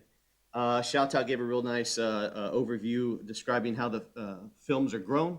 So I won't go into too many of those details, but just in case you missed his talk, I did just briefly want to point out that this system was designed for atomic layer by layer growth, as well as combinatorial growth and continuous operation. The chamber has space for 16 sources, and each of these sources is calibrated by a quartz crystal monitor before each growth to determine absolute deposition rates, which in turn are calibrated by Rutherford backscattering and other techniques. And this rate information then is used by the computer that controls the growth and controls the pneumatically actuated shutters that are on each source to meter out a precise amount of material to the substrate surface, and helps us to control the growth very finely with less than 1%. The chambers fit with a few analytical tools as well. Read, which gives some crystallographic information, standard for molecular beam epitaxy systems. We also have a time of flight, ion scattering, and recoil spectrometry system, which gives some chemical information if needed. So you pair all that with the most important ingredient, which is the years of experience gained interpreting the data coming from these tools and steering the growth. And we have a system that allows for atomic layer by layer growth. So over the years, we've worked on materials from various oxide families, but we are chiefly interested in the high TC superconductivity. And so we mainly focus on the high TC cuprates. And we all know these materials display a variety of behaviors besides superconductivity. Depending on their doping, you can have observed magnetic ordering, normal and strange metal behaviors. You can draw lines on that phase diagram corresponding to spin density waves and charge density waves. And we've always been interested in exploring these behaviors in our group. But we also like to take advantage of the inherently layered crystal structure of the cuprates, as well as the atomic layer by layer growth mode in our system to explore some somewhat complicated, more complicated structures than just single phase thin films, such as some early and exhaustive work that the group performed exploring, say, interface superconductivity in cuprate metal insulator bilayers. I'm not going to really revisit that work here today. The references are here if you're interested. But rather, I wanted to talk about devices with multiple layers. And this is ongoing work. So the talk will really be focused kind of on what we've done, what we're doing, and then what we'd like to do in the short-term future. So one of the structures that we're currently interested in and are working with are tri-layer junctions. So some early work by Ozone and others on superconductor insulator, superconductor sandwich type junctions showed some very interesting and important results. The structure of their devices is shown there in the left, which consists of optimally doped lanthanum, strontium, copper oxide layers separated by a single unit cell of insulating lanthanum copper oxide. And what was observed is that although the barrier is extremely thin, it prevented any supercurrent from flowing from one side of the junction to the other. And just to be clear, this is in C-axis. Heterostructures of the opposite configuration, so in the graph here on the right, where a single unit cell of optimally doped LSCO was sandwiched between thicker layers of insulating LCO, confirmed that the superconductivity in the LSCO was not somehow killed by the LCO, artificially increasing the thickness of that insulating barrier. And so really is this tiny layer really is a very effective barrier against transmission of supercurrent from one side to the other. So we recently revisited this kind of SIS geometry, not really expecting that these junctions would act as say Josephson type junctions, but more like a normal tunnel junction, since clearly from that middle graph there, not all the current was expected to be blocked. And so what I'm showing here then are some films that were grown for this study. So this is done with Doug Natelson's group in Rice University. The kind of nominal structure is shown there to the left, which includes layers of LSCO separated by just a few monolayers of LCO. So the center picture is then some cross-sectional images. This was done by Ime Zhu's group. I believe MG Han was the one that took these pictures for us using an aberration corrected high angle annular dark field STEM. And then on the right, we're showing the strontium and lanthanum signals using atomic resolution EDS and high resolution EOS. And so we see nice interfaces between the different materials here. And what we measured then were, well, first they were patterned into some kind of tunnel junction structure, the films were. So this is kind of just a cartoon, obviously, picture on the left, very similar to what was done in the past. These types of devices are made by first doing a lithography step, which pattern transfers the overall device geometry into the film, and then defining a mesa structure in the film. So that's the step C here in that diagram to the right. And that requires a very controlled, precise etch so that we stop somewhere in that bottom electrode region, while obviously not blowing all the way through it or causing any extra damage that would render it ineffective for transport measurements. We need to make some contacts then to the bottom and top electrodes. And so that's going to require some kind of insulating layers to be placed around the mesa so as not to short the junction.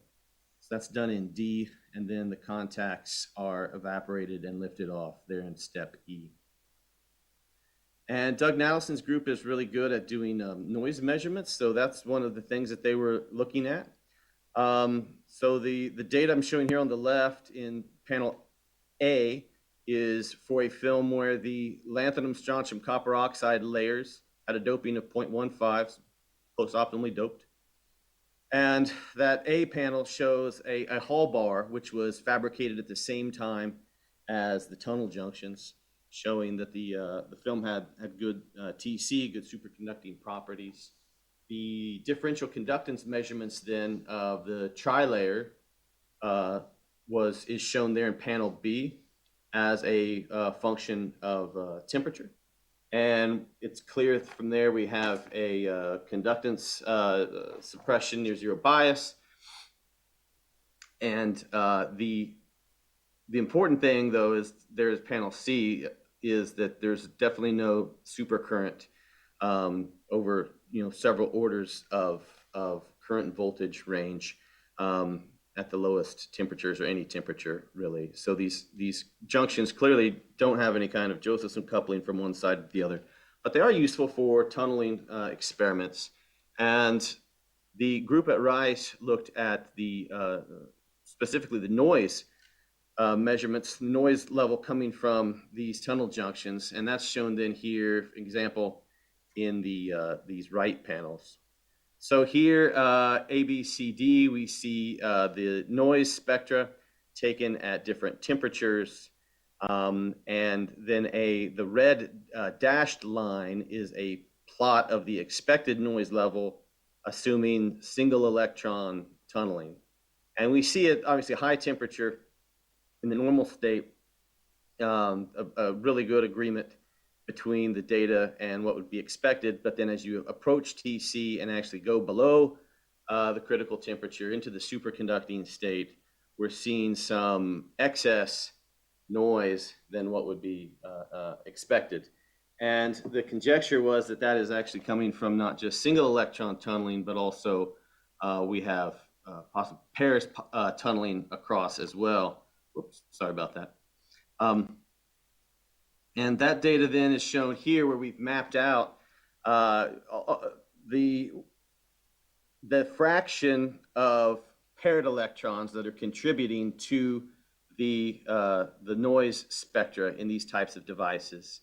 So a fit was done to the noise spectra of the form in the equation there at the right, which includes a component for single electron tunneling as well as paired electron tunneling, and Z then obviously being the proportion of the paired tunneling.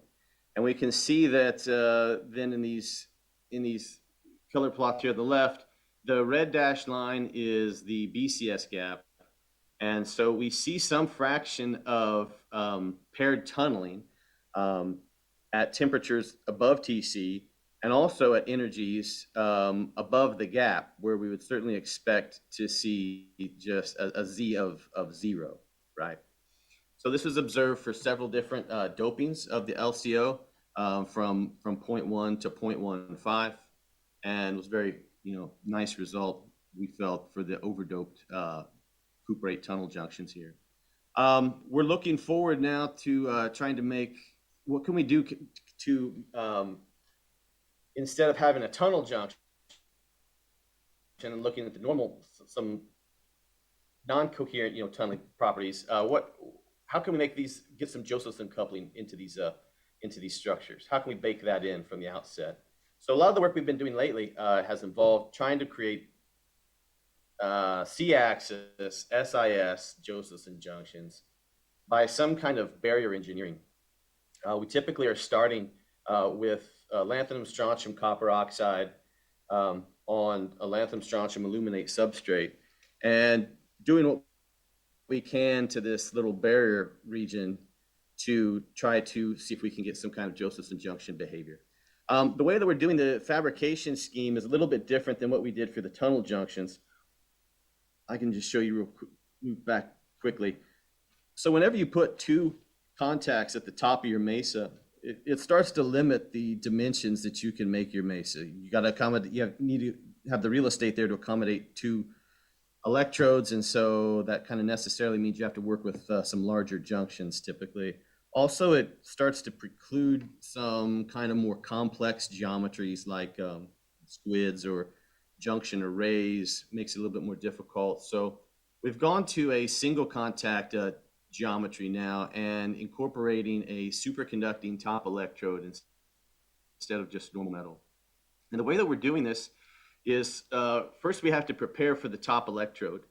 And so we use a lithography mask shown here in panel A, where the gray is the chrome on the mask. And we expose a bilayer photoresist. This is an AZ5214E imaging resist over an Microchem LOR3A liftoff resist.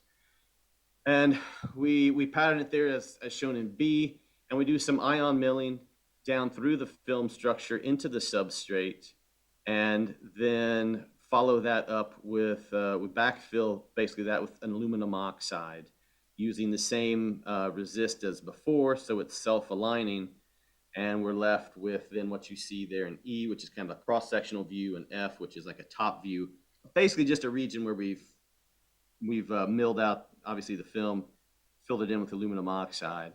That's followed up by defining the overall device. We use a mask like there in A with 10 contact pads, which I'll explain in a second, rather than just the standard 4. We do a pattern transfer again with ion milling so that we're left with a device that looks like what you see there in panel E, where you have the device structure, half in aluminum oxide basically, and the other half in your film. Then we need to create the bottom electrode, which requires that precise etch down through the barrier layer, but stopping just short of etching all the way through. That's done. To do that, you really have to start to back off your ion milling voltages and current densities from what was used in previous steps. Previously, just to do the overall device definition, typically using like a 500 volt, 2.5 milliamp per centimeter squared. Here we're using more like a 250 to 300 volt beam voltage and order of magnitude less, at least current density. But that just ensures that obviously you don't, not only that you don't etch all the way through, but also that it minimizes the thickness of any disordered layer that might remain after the film has been only etched partially through, and helps to keep your bottom electrode intact. So after that's done, we're left like what you see there in E, where you have a bottom electrode structure defined, and then you need to make your top electrode, which is done with just a simple lithography, deposition, and liftoff step. The metallization we use for the top electrode is a combination of, it's mainly niobium we're using for the superconducting part, about 120 nanometers. We follow that up with a bit of titanium and gold to cap it off and try to protect the niobium to keep it from aging too quickly. And then finally, we add some excess gold for bonding pads and final electrodes. And then with those 10 different bonding pads, what that allows you to do then is, say, if you pass current from, say, I1 to I2 and measure V1 to V2, you're then able to characterize that top electrode. And the same with I3, I4, V5, V6, you can characterize your bottom electrode and then use the 4 center electrodes then to start looking at your junction. And based upon the information you get from the left and from the right, you can do some subtracting procedures to take out any kind of series resistance you might see. Of course, below TC for both the top and bottom electrodes, that becomes irrelevant. And these are some examples of some finished devices. So this isn't, completely conjecture. We have been making these. This is an example of a 10 micron by 10 micron single junction device. And also we're trying to make some kind of devices in squid geometries as well. And then, like I said, you can scale this up to whatever kind of interesting, combination of parallel or series junctions you'd like. So here I'm showing the coup rate before and after fabrication. So the dashed line is the mutual inductance signal of the film before the fabrication. The solid line is the resistance versus temperature of the bottom electrode afterwards, and you can see that the R equals 0, the point where resistance reaches 0, the point where resistance becomes 0 is the point we start to see the drop in the mutual inductance signal, which is what we would expect, because R equals 0 is where you have that first percolative path of superconductivity, obviously, whereas mutual inductance requires the whole thing to really start becoming superconducting. So the point is, the fabrication process isn't damaging the bottom electrode in any substantial way. The variation between device, the top electrode, bottom electrode is pretty good. The TCs there are pretty close to one another. Unfortunately, the barriers that we've been playing with so far still haven't allowed us to see any Josephson coupling across from one side to the other. But we're still trying to make progress on that, and I think she will talk about that a little bit on Thursday. So for instance, if we put LCO between the LSCO, it's clearly very insulating, as expected from previous work. We tried different types of doping in that LCO region, which unfortunately didn't help. And we tried switching over from LCO to lanthanum strontium aluminum oxide, which is an insulating oxide that we work a lot with, and is obviously the material of our substrates. Works really well with the cuprates, grows well with the cuprates, and we were able to achieve much lower resistances, but still insulating behavior, no supercurrent passing through. It's a little bit hard to see in that red curve for the smaller junction, but it does actually turn up at the end. So excuse me, could you that's kind of what. Soon? Yes, sir. Yes. Hello? Yes. Could you please conclude soon, because we're over the 20 minutes. Oh yes, I'm sorry. Yeah. So let me just I could just stop there. I could just mention that one thing we're looking at doing in the future is combining some of these multi-process steps and growths into some kind of dion detection device. There's been some kind of theoretical conjecture that underdoped LSCO could carry both electric current as well as magnetic current in the form of dions. And so that's another type of device that we're trying to work on as well, using the atomic layer by layer MBE as well as this multi-layer patterning to create some kind of coils around high TC superconducting materials to try to look at some of this exotic physics. So let me just stop it there, and I could take any questions. Thanks. Okay. Thank you very much. So if there is one short question, yes. So I remember I was quite impressed with this result a long time ago, that a single insulating layer would stop the tunneling current dead, so to say. Now, I understand that you are trying to undo this result in some way. Could you expand a little bit on the motivation and how? I'm not sure I quite grasped the idea behind finding a superconducting insulating superconducting junction that actually works. Yeah. Well, we'd like to look at. There's been obviously Josephson junctions made from high TC materials, say with bicrystals, and so that's AB plane. We're trying to see what we can do in the C-axis transport. That's our primary motivation, is to try to create a good C-axis Josephson junction. And you're right. I mean, it has been the single layer blocks the supercurrent. It does it very well. But that's definitely for a lanthanum copper oxide insulating barrier. It's our hope that by engineering that insulating barrier, trying other materials, doing the material science there, we can hopefully hit upon something that will allow us to make some kind of superconducting SIS and look at some of the the dynamics of that type of system.